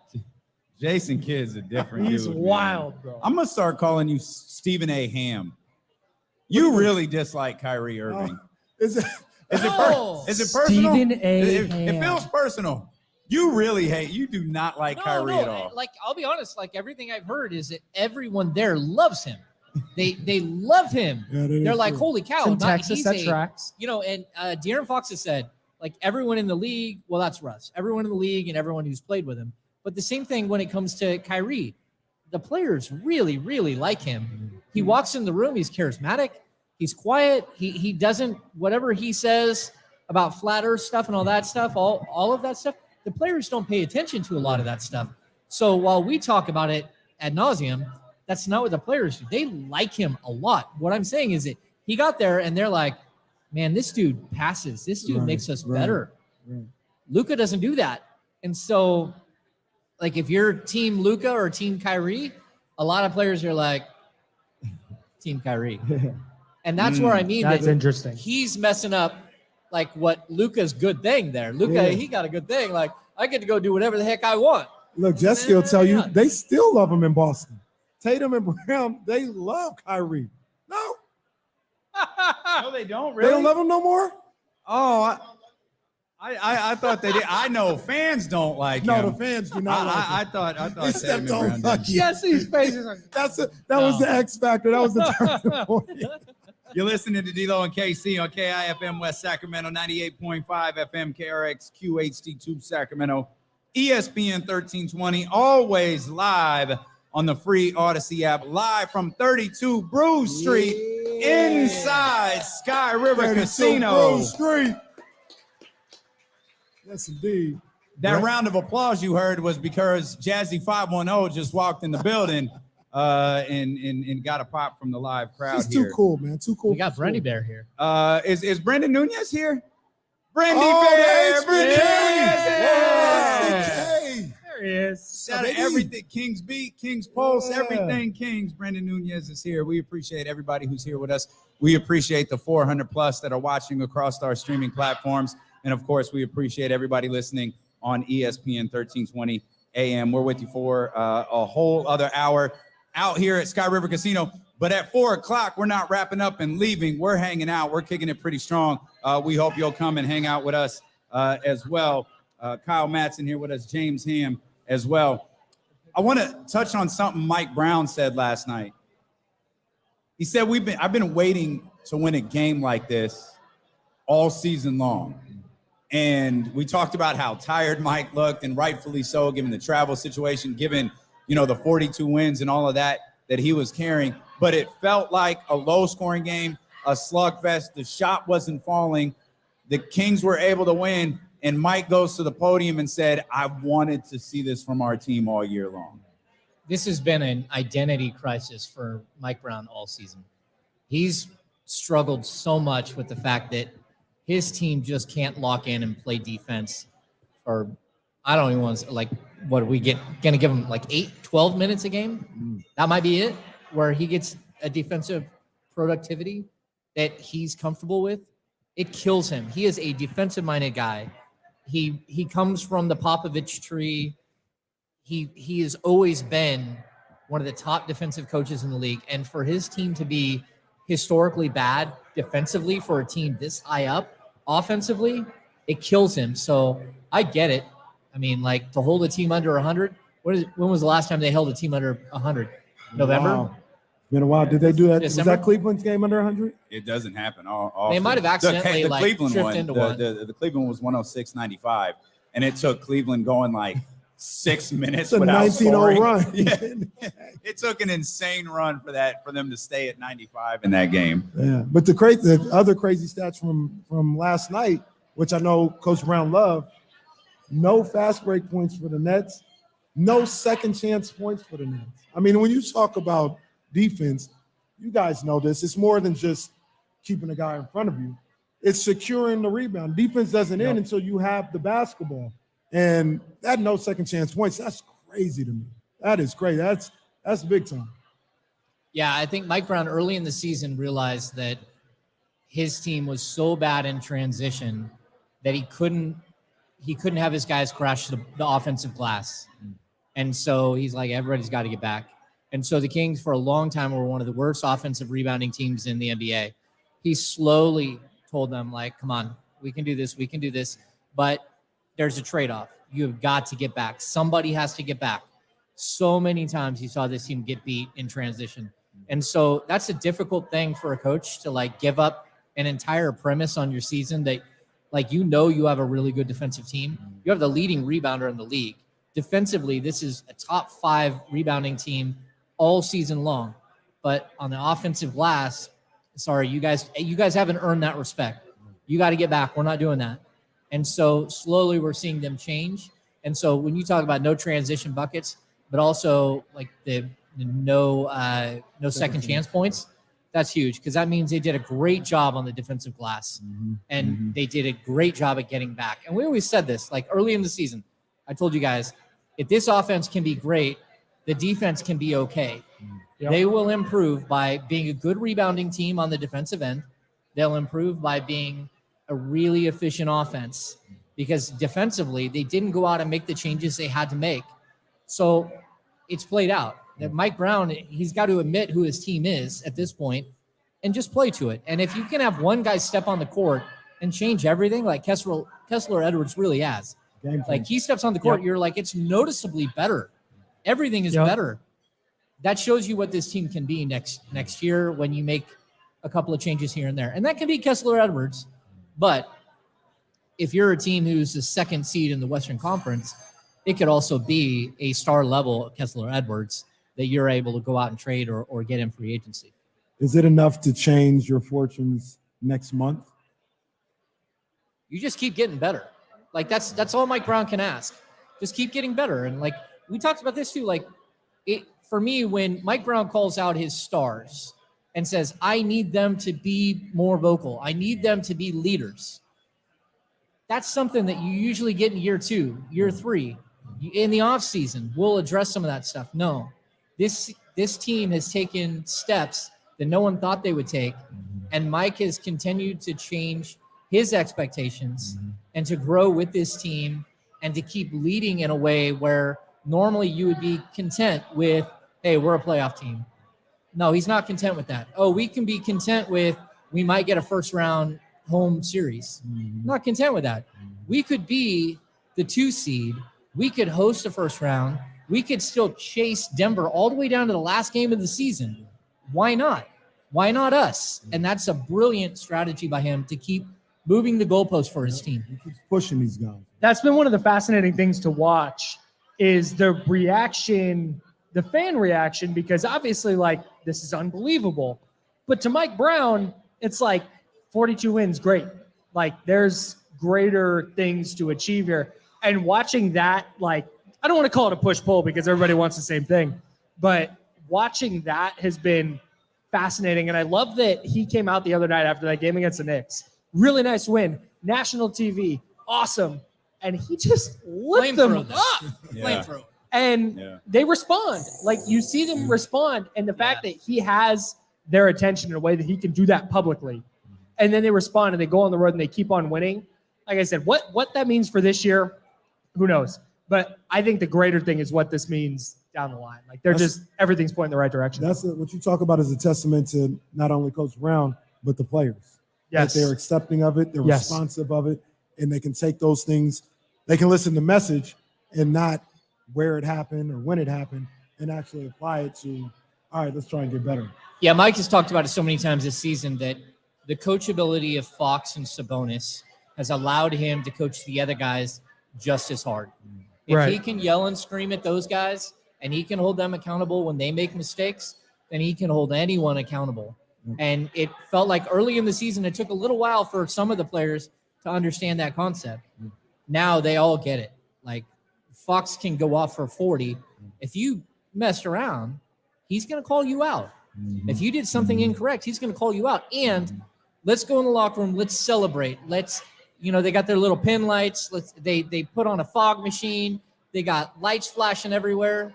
And it's not, hey, everyone lift up De'Aaron Fox. He just scored 40 points and saved our bacon again. It's Davion, who was his backup, played 12 minutes, but shut down somebody. Or it's Monk, or it's whoever is that night that wins that defensive player of the game. That brings everybody around because it's like, look, we can all celebrate Fox and Sabonis. They're that good. That's what's expected. It's overdue for De'Aaron. Sabonis has lived in obscurity. He's been great for a long time. People just haven't realized it. Look at his stats. They're almost identical. The only thing that's improved is his efficiency. But if you look at the fact that this team is able to celebrate somebody like Kessler Edwards, somebody like Chimezie Metu in a game, somebody, like name that king, Trey Lyles. Malik Monk got it last night. Man, when they come out and they're popping that thing, you can see the confidence of the eighth guy in the rotation, just like, oh yeah, I'm a man. And it's not because De'Aaron Fox won the game. It's because you won as a team and you did things that caused the winning to happen. In a season full of defining moments, I feel like last night was one. And not because of the 40-second win, but because of what Mike was talking about post-game. Because of the type of win that it was. Because of the fact they had to score 18 straight and shut Cleveland out to get that win in December when they won 106-95. That was their previous low in a game that they had won, 106 points. Last night was 101. And they were able to just slug it out on the second night of a back-to-back. Mark kept saying it on the broadcast. They got in at 3:30. They got in at 3:30. And then you're watching that game like, man, these shots aren't falling. But they're doing enough on the defensive end to keep a little bit of a cushion there. And then when that shot finally did fall, it's like, yo, the Kings are gonna win this game. I'll add to that. You also lost Kevin Huerter in the second quarter. Yeah. And as a team, you don't know how bad it is. All you saw was that he went down and he was holding a leg. Super awkward. You were worried that it could have been a knee, it could have been an ankle. But to lose a player who, man, Kevin Huerter in the month of March is averaging 20 points a game. He's shooting 58.8% from three. Jeez. He has been an silly. absolute star in the month of March. And to lose him and to not know and to have guys step up and say, okay, Kev's down, let's go. We got this, let's ride. To me, it's the shots aren't falling. It doesn't matter. We'll play better defense. Domas isn't getting rebounds. Okay, somebody step up. Somebody else find a way. And that's what I like about this team. Like, how many times do we talk about Trey Day? That guy, like, how many games is here as a guy like Trey Lyles, who should be a bit player on this team, come up so big in a game where you think they wouldn't have won without him? Yeah. Who was that? You talk about when Kevin Huerter went down. Who was that got hurt in the middle of the game? And it was Metu. Remember, Metu went down. He slipped and hurt his knee, and then that kind of affected us. Yeah. We were kind of upset. It took us a minute to shake that one a little bit. Luckily, he was okay, obviously. But like you mentioned with Huerter, it probably was more of the same. It took him a while to be like, we don't know what's going on with Kevin. Is he okay?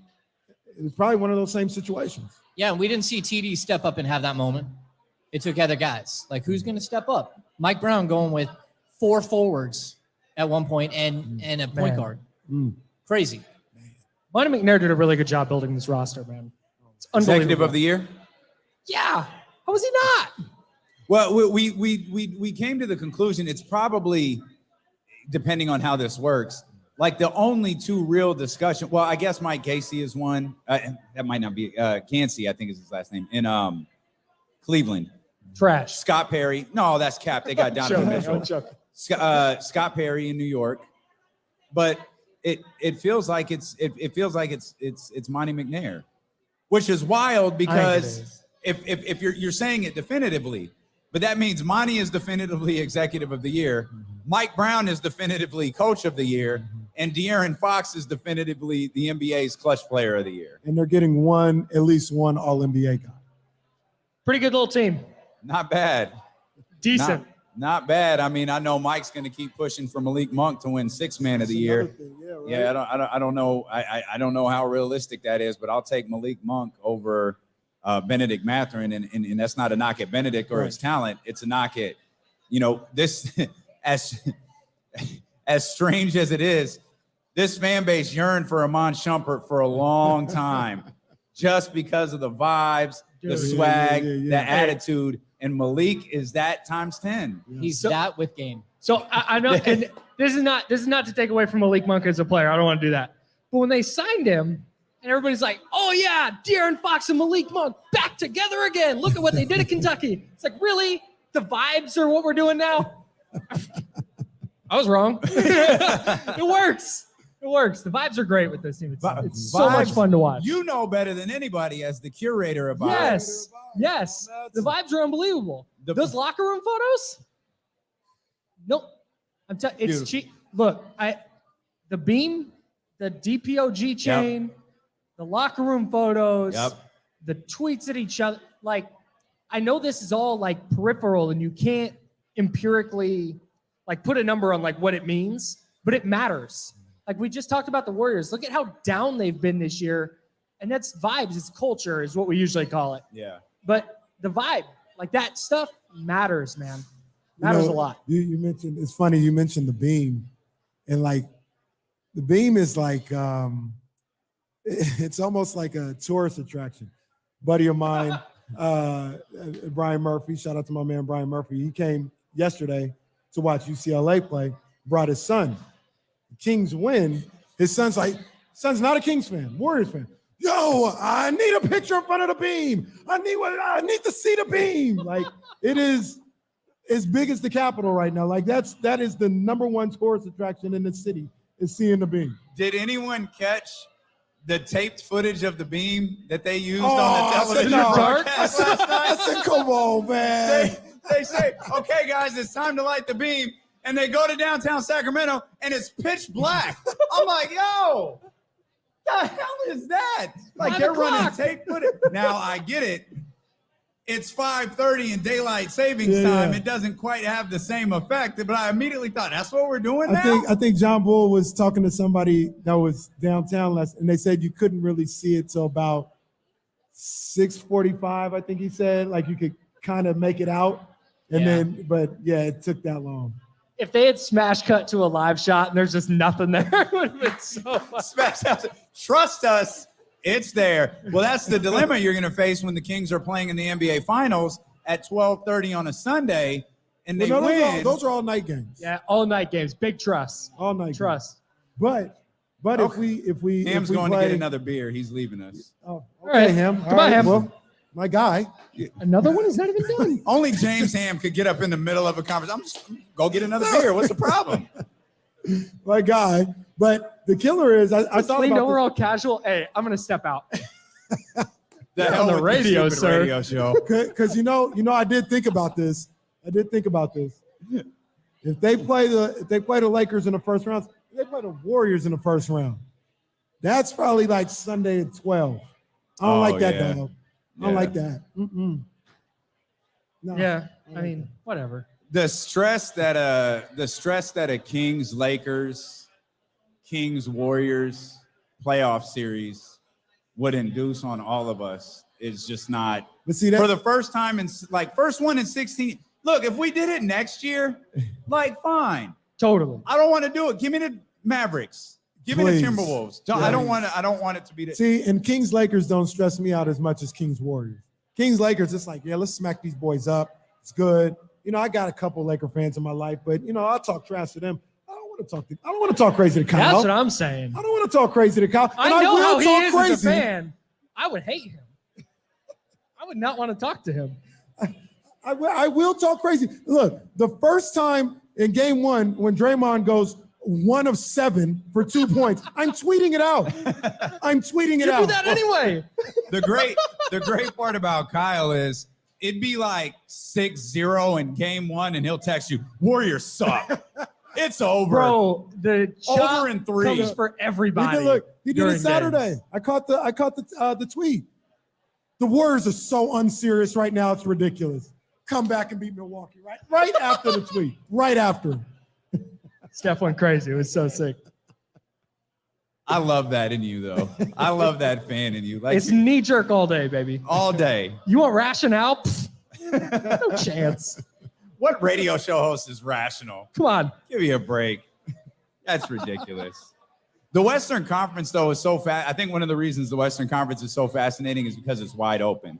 It feels like the East is Boston, Milwaukee, maybe Philadelphia. But Boston and Milwaukee, I don't think Cleveland's quite there yet. Like they're on the. I like Cleveland a lot. I don't. Not yet. They're looked at as like a tough out. No. It feels like if you flipped the Kings and Cavs, they'd be in similar spots. If you switch conferences, that's how I feel about Cleveland. But I feel like if you did that though, I feel like the Cavs would have a chance to get to the NBA Finals. Right. That's and what the Kings wouldn't, because if they were in the East. That's what I'm saying is like if you flip those teams in their conferences, I got you. You're going, okay, Kings are nice, but But because they're in the West, it's like, yeah, why not? Yeah, the West is so like. It's like 1 through 8. You can tell me the story. Not the Timberwolves aren't making it. 1 through 7, you could convince. Yeah, there's a scenario for all of those things. Yes. Except for me, Memphis is out. Memphis is not winning a championship. Did you guys talk about Taylor Jenkins pulling the plug on nightlife? Wait, he did what? They're getting in like day of game or day before game and leaving night up. No more going out the night before in Denver. Wow. Yeah, they're done.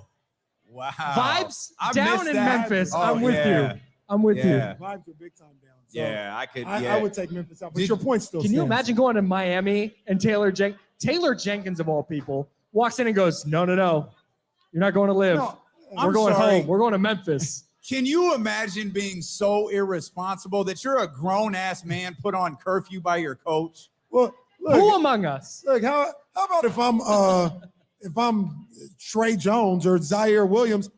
I didn't do nothing wrong. Don't punish me for what he did. I didn't do. I'm a grown ass man. What the hell are you talking about? In the video with the thing, I was over there enjoying myself. I was behind the girl. Put him. That was me. Just minding my own business. The girl behind the girl behind the girl. That one. That was me. You couldn't make me out, but that was me. I'd be looking at y'all so sideways, like, but this is supposed to help. This might hurt the vibe. I Taylor Jenkins saying that, Luke Kennard being like, yes, coach. You got it. I mean, it'll be like the drug policy. They'll check Luke Kennard's room every night, but not everyone else's. Oh, they're all here. Hey, yeah, We're we're good. Check Luke. We Good. did a bed check. Luke's here. What was that Michael Jordan when he said they were all wilding in the hotel? He said, I left, I left. I didn't I went participate. to my room. Okay. Yeah, it's like how many You got times it. did Jimmer Fredette get drug tested? He's like, hey man, like, why me every time? It's like, shh. Just let it Everyone else in the happen, locker room Jim. like, bro, no. Like, it's you this time. Shimmer for debt. we talked. Vibes are kind of a wild thing. Like They matter, dude. If the vibes are down, it could destroy everything. Yes. That's Draymond punched Jordan Poole in the face. It's why And then the Warriors suddenly can't win on the road. Like, that matters, dude. It's why Lamar can't go back to Baltimore. Lamar done. Jackson They're literally cooked. can't go back to Baltimore. It's done. He might go this year on the tag and make his $34 million, but after that, they're done. It's cooked. They're going to be if that happens, they're going to be terrible. That's why Jimmy's gone. Like, the vibes were done. That's why the Packers were done with Aaron Rodgers. Yes. Yeah. Dude, Aaron Rodgers vibe killer Done for with this sure. guy. Aaron Rodgers is absolutely a Jets vibe are going to killer. win in like 9 games. He's a vibe killer. He's got a wish list longer than this rundown for the New York Jets. Like, go get me all these players, and I'm going to come play for you. You go get Sterling It's Sharp. like Mercedes Lewis. Like 34. Yeah, he's been in the league forever. He's the LeBron James, and like, just give me a bunch of old guys. Let me play with people my age. I mean, Mo Jared Williams. Cook. Like, give me the equivalent of Mike. Who's the Contavious equivalent of Caldwell-Pope. Mike Miller? Jared Give me Cook. that guy. Didn't they give Alan Lazard like 44 Yes. million? It's like, So will much he money. learn how to catch between now and then? TBD. We'll come back. We're going to wrap things up from 32 Brew Street inside Y'all Sky still River here? Casino. Kyle Madsen ain't going nowhere. James Hamm ain't going nowhere. We'll talk more Kings basketball when we return here on Sacramento Sports Leader ESPN 1320. Hey, boo. Ham leaving probably looks so funny on video. Stacy in the house. Stacy in the house. I don't know when you're breaking, but I'm gonna go to it the- might be anytime. I got some. Not pulling a ham and doing it. I thought you were gonna break earlier. No, You did the read, and when no. I called out Brendan, I thought you were breaking. Oh, no. Hey, come back. No, I meant, yeah, go. You're pulling. I got you. Shout out to the Chatty House, man. Y'all still with us, man. Well, this Chatty House is here for sure. Big Live ups. Chatty House. Big Daddy ups. House in here strong.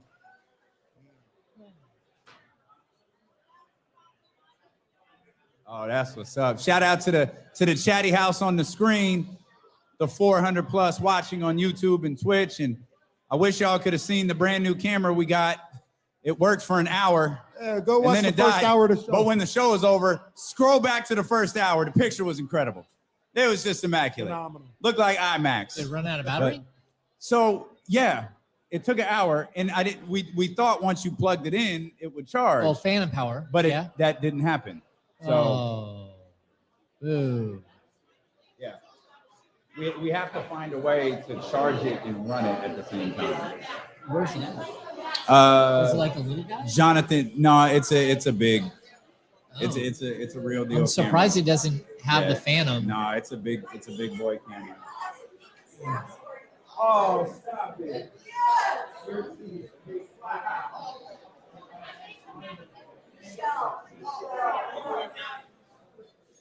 They almost broke me.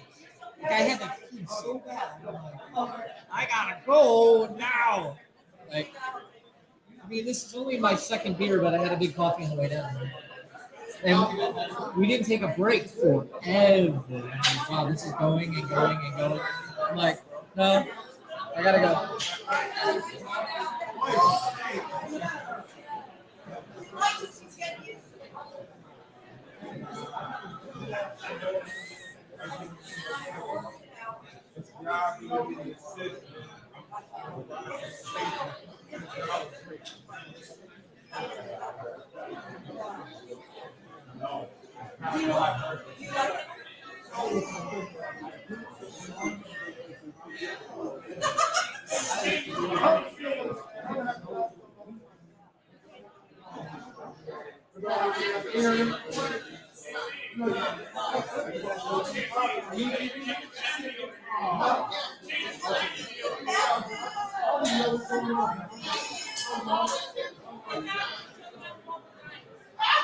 Oh, y'all going crazy. Oh, okay, I see.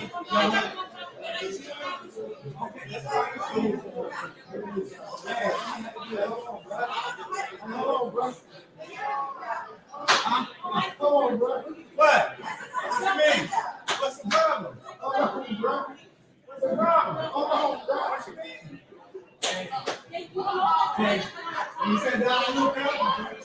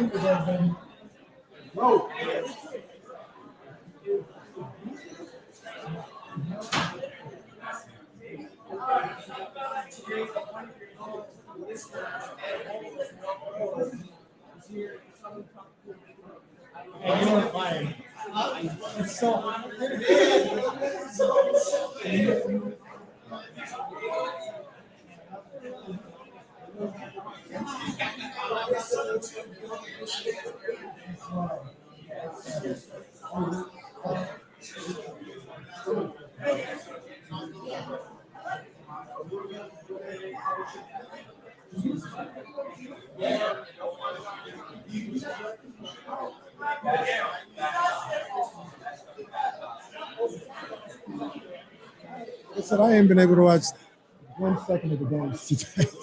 I said I hadn't been able to watch 1 second of the games today. Has there been any upsets? Iowa State beat the brakes off them boys.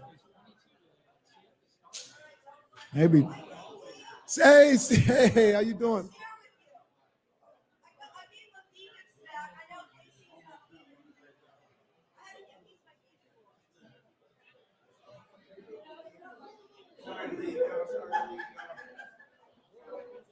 Okay. Okay. It's his last segment, right? You might have to I'm tap going me. sunglasses. I'm going sunglasses for the last segment. Okay. Sunglasses? Just feels like a vibe. Feels like a vibe. Now we're ready. I've got glasses. You want me to put glasses on? What up, guys? I got glasses on. We are back live at 32 Bruce Street inside Sky River Casino. The go-home portion of the show. Kyle Madsen in full vibe mode. Where's Kyle, the WrestleMania sign? I gotta point at it. Kyle is like lives with the DPOG vibe like all day. That's like I'm chilling, bro. That's Kyle's whole vibe. Oh, we got the shades James. out here. Yes. James went and got his They got the glasses. shades out here. With the mirror. I'm feeling naked without the shade. I feel like you guys are trying to be funny, and like I leave my glasses on because I'm insecure. That's why I leave them on to cover up. I guess this could be a shtick. All right, well I'm with it. Are those I'm all for it. sunglasses? Not 10 to 12. sun-ish. They're not prescription glasses. They got a tint. Is that what it is? Like a tint? They got a tint on them. Yeah, Pure style. pure style, That's you. pure vibes, Totally. pure vibes, baby. Hey, can I ask James and Kyle a question that we talked about yesterday? I don't know if you guys caught it, but I talked about this Kings team, 2022, 2023. I said already, this was when they had 41 wins, when they were slumming it at 41 wins. I said, Way back. I said, We're going way back. already, In the day. this is a top 3 team in the history of the Sacramento Kings. Now, obviously, they don't have a lot of teams, but I only put 01, 02, and 98, 99 over this team. As far as, like other teams have been successful and championship contenders. But this team, they're going to remember this team forever. Damian even took it a step further and said he thinks they're going to be more memorable than 98, 99.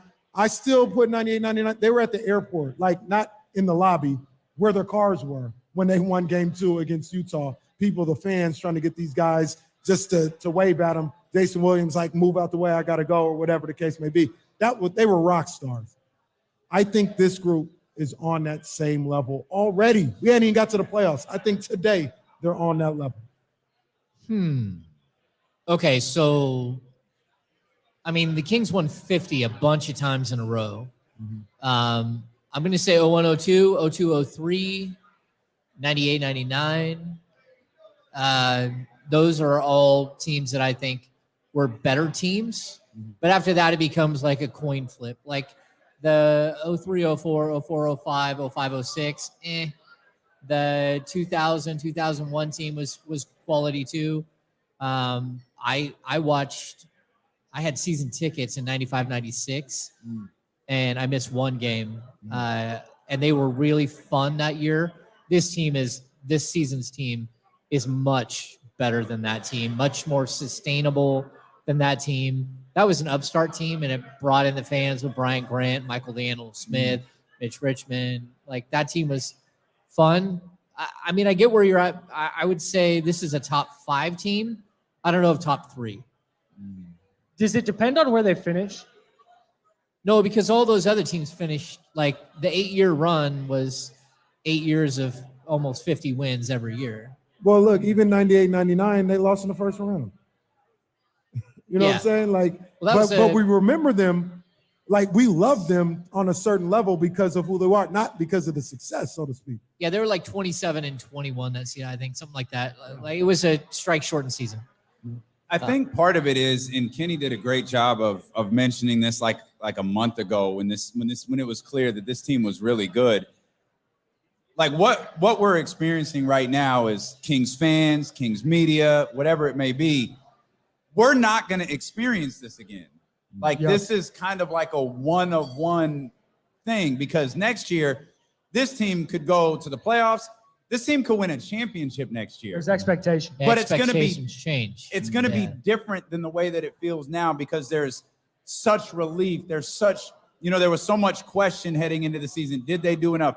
Could they make the play-in? And now the play-in became the playoffs, and then the playoffs became the 3rd seed. Then the 3rd seed became the 2 seed, and the 40-plus wins, and all of these different, all of these different things that this fan base has been carrying around with them year after year. Should it have been Will Hardy? Should it have been Mark Jackson? Shouldn't it have been somebody other than Mike Brown? Should we have kept Tyrese Halliburton? Should we have made a move at the trade deadline? All of those things. Now, you'll ask yourself those questions about trade deadline and free agency next year, but what we're feeling right now, being excited after 41, the euphoria around Light the Beam, it's going to be different next year. Doesn't mean it's not going to be as great. Right. Doesn't mean it's not going to be as exciting. It's going to be different.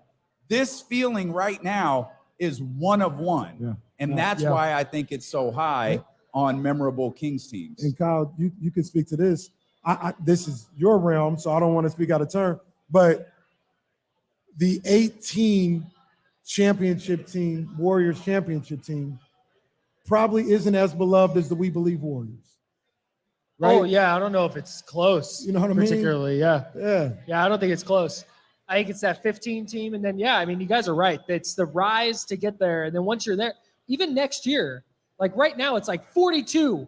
Awesome. But next year, the expectation is going to be like, 50 55. plus. Yeah. You're contending for the 1 seed. So I don't know. I don't have the history with the Kings that you guys have. But in my memory, like I remember vaguely, the 02-03, but I was in 6th grade. So I remember that very vaguely, but this is the first time in my life that it's been like, oh, I need to watch. The Kings are on national TV. I got to make sure to watch tonight. Like they're must-see TV, and if anything, they're fun. This might not be the best version of this team, but I don't think it's ever going to get more fun than this. Yeah, so the 95-96 season, that was 10 years since they had made the playoffs before. So that had like a special vibe to it, and it was such a fun team. I mean, they had characters, they had, like every time Michael Smith shot a free throw, he would start leaning and the fans would start cheering loudly and he would miss like most of the time. But it became like this whole thing, like a gag, like everyone is leaning, everyone's laughing and cheering because you knew he was going to miss. And like that team was special in that they hadn't been there for so long, and they gave Seattle hell in the first round. And if it wasn't for Mitch Richmond getting hurt, they could have toppled Seattle. And the year before, they had the identical record at 39-43 or whatever, but they missed the playoffs on the last game of the season. They got beat by Denver, and they missed the playoffs. So, like, that team is going to always be special, too. That first playoff series after 10 years of no playoffs was crazy. Like, you could not hear it all in the arena. It was so loud. And I think Kings fans, like, they've stepped it up every point this season, but it's always been like tentative. 16 years, even a decade, that's not 16 years. Like, again, this losing streak can drive. Like, that's a long time. And so what we're seeing now is I think it's going to be special. It'll be the first time in Golden 1, and I think it will be really crazy and noisy, and the playoffs will be absolutely phenomenal. And at this point, like, how crazy is it that we can just say the playoffs? Like, there's not if they make it. No, it's the playoffs. They're in. They're going to be a playoff team.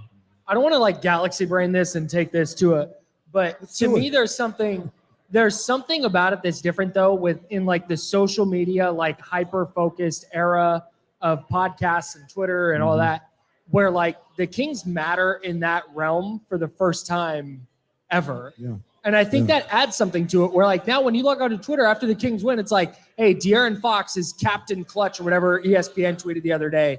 And it's tweeting about the Kings in a way that's not like longest playoff droughts. Yeah. And I think that adds to it too, especially for the generation that came up. You were talking about your son who's getting his learner's permit. Probably I would assume, I'm assuming pretty active on social media. This is the first time he's ever seen the Kings get kind of love in that way. So I think there's an element there as well. Yeah, it's wild. Like to see it come full circle and to have them like be in this race. It's fun. A lot. Social media wasn't even a thing the last time the Kings made the playoffs. Yeah. No, I keep telling them, not even close. like, just live in the moment. Don't worry about how far they get. Yes. Embrace every single moment. Look at the way the Kings handle their business every single game. As fans, you got to start changing your mentality. Enjoy every moment because, again, there's nothing that says, I hate to say this now, there's nothing that says that they make the playoffs next year. Look at Atlanta. Look at the Pelicans. Look New at York 2 years ago. Minnesota that's got there once and then gone. But this one feels sustainable just because of the way you're built and the way that, like, De'Aaron Fox, Sabonis, Herter, Monk, they're all under contract. Like the core group outside of Harrison Barnes, they're all under contract. And you can kind of expect that this same group will be back next year. But will the West look the same? Yeah. I was distracted, so That's okay. why don't you take over, Kenny? No, I'm just continuing. I'm continuing Back to say. to you, KC. I'm continuing to say. Let's go rain. And it did rain that day. I never get my credit for the fact that it did rain that day. You say the most random things sometimes, though. That is just wild. I know my January's in the Bay Area. Not only did it rain, it was horrible. She said- That was a horrible weekend. That was wasn't awful. the damn We'll go to the hurricane like, weekend. Trista almost got blown away. Oh my God! Like Tristan, that wind hit when we're walking to Sauce, and Trista's leaning sideways, and I'm like, "Hey, Yeah, like we had I to got like you, homie." we Yeah, had to, we're like keep her we're from like flying away. bookending Trista to get her Yeah. from to not from be a Golden kite. One Center into Sauce because the wind was blowing so tough that day. What I will say though with the teams though is I think this city will love this team forever. Everybody on this team will, as Bonte likes to say, eats for free. Yep. Forever. And I don't think you can say that. I don't think you can necessarily say that about 03, 04, 04, 05, 05. Because there's some guys on there like Christie and Bibby, they'll eat forever. But there's Thunderbird that they're like, I guess you can eat here. Like, I'm not sure. No. Terrence Davis eats for free in Sacramento forever, right? Yeah. This team, and I think that's why I put them in 3. There's only like 2 or 3 teams like that. I don't even know if 95, 96 eats forever. I don't know if Ty Edney comes into 32th Street and eats for free. I don't know. I'm not sure Olden Polynice does either. So this is where when I ask like what happened, like I think this conversation can't be played out until the next 4 or 5 years. Because if they go to the playoffs this year, I don't think it's gonna happen. But if they go to the playoffs this year and lose in the first round and then don't make it next year, and then they just kind of wade in mediocrity for a while, and then Fox and Sabonis mentioned, this team has to become something. They need to get somewhere and have some sort of sustained run, I think, to be remembered in that realm. It's funny. A couple of years ago, De'Aaron Fox talked about it, and he hasn't so much this year, but just if you can be part of the team that breaks the streak, because the streak has been here, like an 11-year streak when he got drafted. That's a long streak already, or a 10-year streak already. Like, but he's always said, like, it will mean more here than it will anywhere else. If he goes somewhere else and he goes on to be somewhere else, something bigger or better somewhere else, he's like, it wouldn't mean as much. Like, to be able to be the guy who led the team to break the streak, thing that will be meaningful to not just him, but everyone. Everyone will feel it. And so, like, I think we haven't revisited that with him, but it's something we probably will here in the coming days because he's part of the team. Yeah. He survived. The streak would be long if it started when he was drafted. Like, damn, 6 years? Like, bro, this is getting ridiculous. Yeah. No, there was 11 years before that. He was what, 9 when they made the playoffs last? Oh, I don't know. Was he that old? Man, Is he 25? He's he's 25. So 9? Yeah. 8, Yeah, 9? he's 25. That range? Man. We looked it up once. De'Aaron's streak alone was 6 years, which I think was the second longest. Yeah, I can't think of who's behind. I think the Kings Charlotte right now. might have number one. Yeah, Might have been. Charlotte. Yeah. So like he alone with the Kings had the second longest playoff drought, not counting the 11 years of the franchise prior. Golly. But that's the thing Harrison talks about. Harrison talked about this last year. He talked about it this year. He was like, that's not on us. Right. We don't, that's not our issue. I've been here long enough to have not made the playoffs. That's the problem. De'Aaron Fox has been here 6 years. He hasn't made the playoffs. That's what we're focused on. We're not focused on Kenny Natt or Key Smart or all of those guys. Like, that's not our focus. Our focus is this group, our careers, what we're trying to establish here. But, and you're right, but you feel it. Terrence Davis talked about it. Regardless of how long you've been here, Kevin Huerter probably feels it. Just because you can't be here and not feel it. Like, you feel the They get asked about it every day. The energy in the building's different feel too. it. Yeah. But the energy at like the Bel Air down the street is different. These guys feel it. They walk in to go get groceries. They feel it. Yep. So, I mean, I feel it. Like I was coming to the studio the other day. I stopped and had lunch at Bennett's. And next thing I know, like the people around me are discussing the Kings. Not because I'm sitting there, because the people who were there, they didn't know who I was. And then all He of a wasn't sudden wearing his fedora. somebody sat down and they're like, hey, is I think it was is Fox playing tonight? And I'm like, yeah, he's playing. And then it became like more of a discussion. But like all these people are discussing the Kings. That hasn't been the case in years. Like the The beam. vibes around the city, bro. But Vibes. yeah. I mean, you can feel it, you hear it, you see it. I did mean to tune into after the Kings won. I meant to go to the Golden One Center game because we had speculated that Kings fans would be following the Brooklyn Nets game on their phone. And if the Kings beat Brooklyn and the NCAA game is going on at the Golden One Center, a light the beam chant would break out. I didn't get the chance to flip over because I started work. We have so much work to do post game, especially when they win. I didn't get a chance to flip over to see. I don't think that, I think we would have saw it. I feel like we would have seen it too. But given how many like out of towners are there, like the print, watching the Princeton game and seeing how many people from Northwestern the two was in the building. But Northwestern was strong. Brooklyn, they were chanting "Light the Beam." There were fans in Brooklyn chanting "Light the Beam." Like it's everywhere. It happens crazy. on every road game now. One of my favorite bits is Chris Biederman, when they're on the road, will just estimate a random number of people that are chanting "Light the Beam." It's my 14 favorite. people are lighting the beam. Yeah, my favorite. My thing. favorite. Mark had one of the best ones last night. Mark's like, "There's a person chanting "Light the Beam." Now there might have been 2 or 3, but he went with, "There's a person, One person. chanting "Light the Beam." I chuckle every game listening to Mark Jones. He's Like hilarious. having Mark Jones here is such a blessing. I know some people don't agree with me. I don't care. I sit there watching the game like everyone else when I'm at home.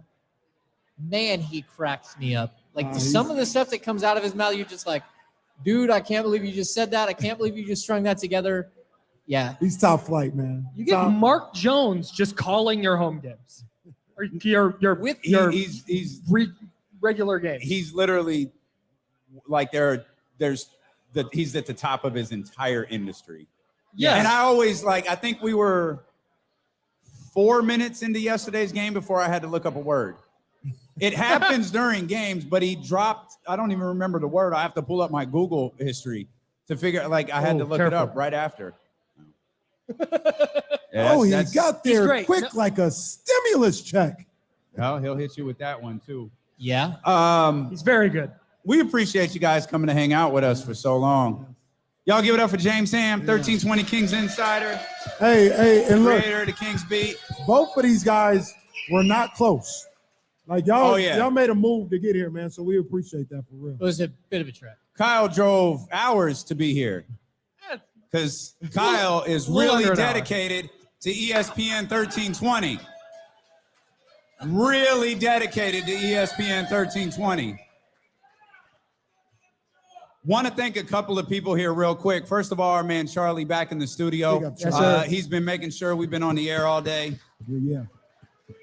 I don't know if Carrie from Sky River Casino is here, but there's no chance that this happens without Carrie. So thank you to Sky River Casino. We are going to be here a lot. So save this into your Google Maps. We're going to be spending a lot of time here. It takes a lot to put on broadcasts like this, especially when you have a video component and there's regularly 400 to 500 to 600 people watching. We couldn't have pulled this off without our engineering team and Jonathan and Seth. If you guys are still here, straight up. Yeah. Thank you so much for getting this set up. And the show, like, we're the name of the show, D-Lo and KC, but it's a 3-person show. This is very much give it up for Jesse, man. Show. Give it up for Jesse, man. Give it up for Jesse, man. And I can tell you definitively, this doesn't work without him.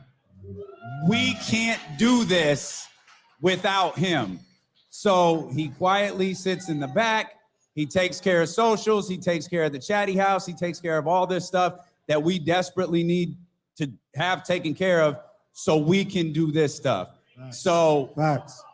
When you're supporting D-Lo and KC, know that this is a 3-person show, and our man Jesse is a massive part of what we man. do. Give it up for day. Jesse again, man. There's always a fear when you do this stuff that no one's gonna come. I had that fear last night for like the first time in weeks. I was like, what if no one We shows told up? you guys earlier when we laid everything out with Dave Garcia Designs and the Dope Ones, D-Lo and KC is in existence because you guys have led it. You have made it. You've gotten the attention of people in charge at our company, and they have put more into the show. They've put more hours into the show. They've put more time into the show. And we're so appreciative of everybody watching on Twitch, everybody watching on YouTube, everybody listening on ESPN 1320, and everybody who showed up here today at Sky River Casino, man. Thank you guys so much for coming to hang out. And that's it. Light the beam, baby. Light the beam. NCAA tournament Light coming the up next beam. on Sacramento Sports Leader, ESPN 1320. Yeah. Yes, sir. Big ups to all y'all, man. Thank you. Thank you, guys, man. Straight up. What y'all want to do now? Light the beam. I don't think we can light the beam inside here. Yeah, but we can. But I know who we can go to if we need to. Yo, let's drink. Let's hang out, man. Yeah, let's man, have straight some up. fun. Straight up. We appreciate you guys. Thank you. In the computer, man, we love y'all, man. Appreciate y'all tapping in with us all day long, man. And if you weren't able to get out here, don't worry. We're going to be outside. We're going to be outside, so you have plenty of opportunity. I just peeped an email. We're making the announcement of the next thing we're doing Monday. That's right. Tune in on Monday, man. It's a 72-hour Monday. tease.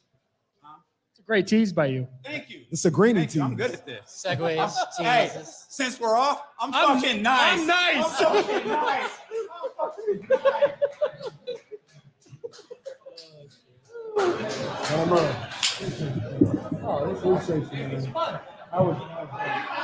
Yeah, we talked about this all the time during the last show. King's Peak. We're gonna do it this We gotta go. I don't know how to. So we gotta take so much.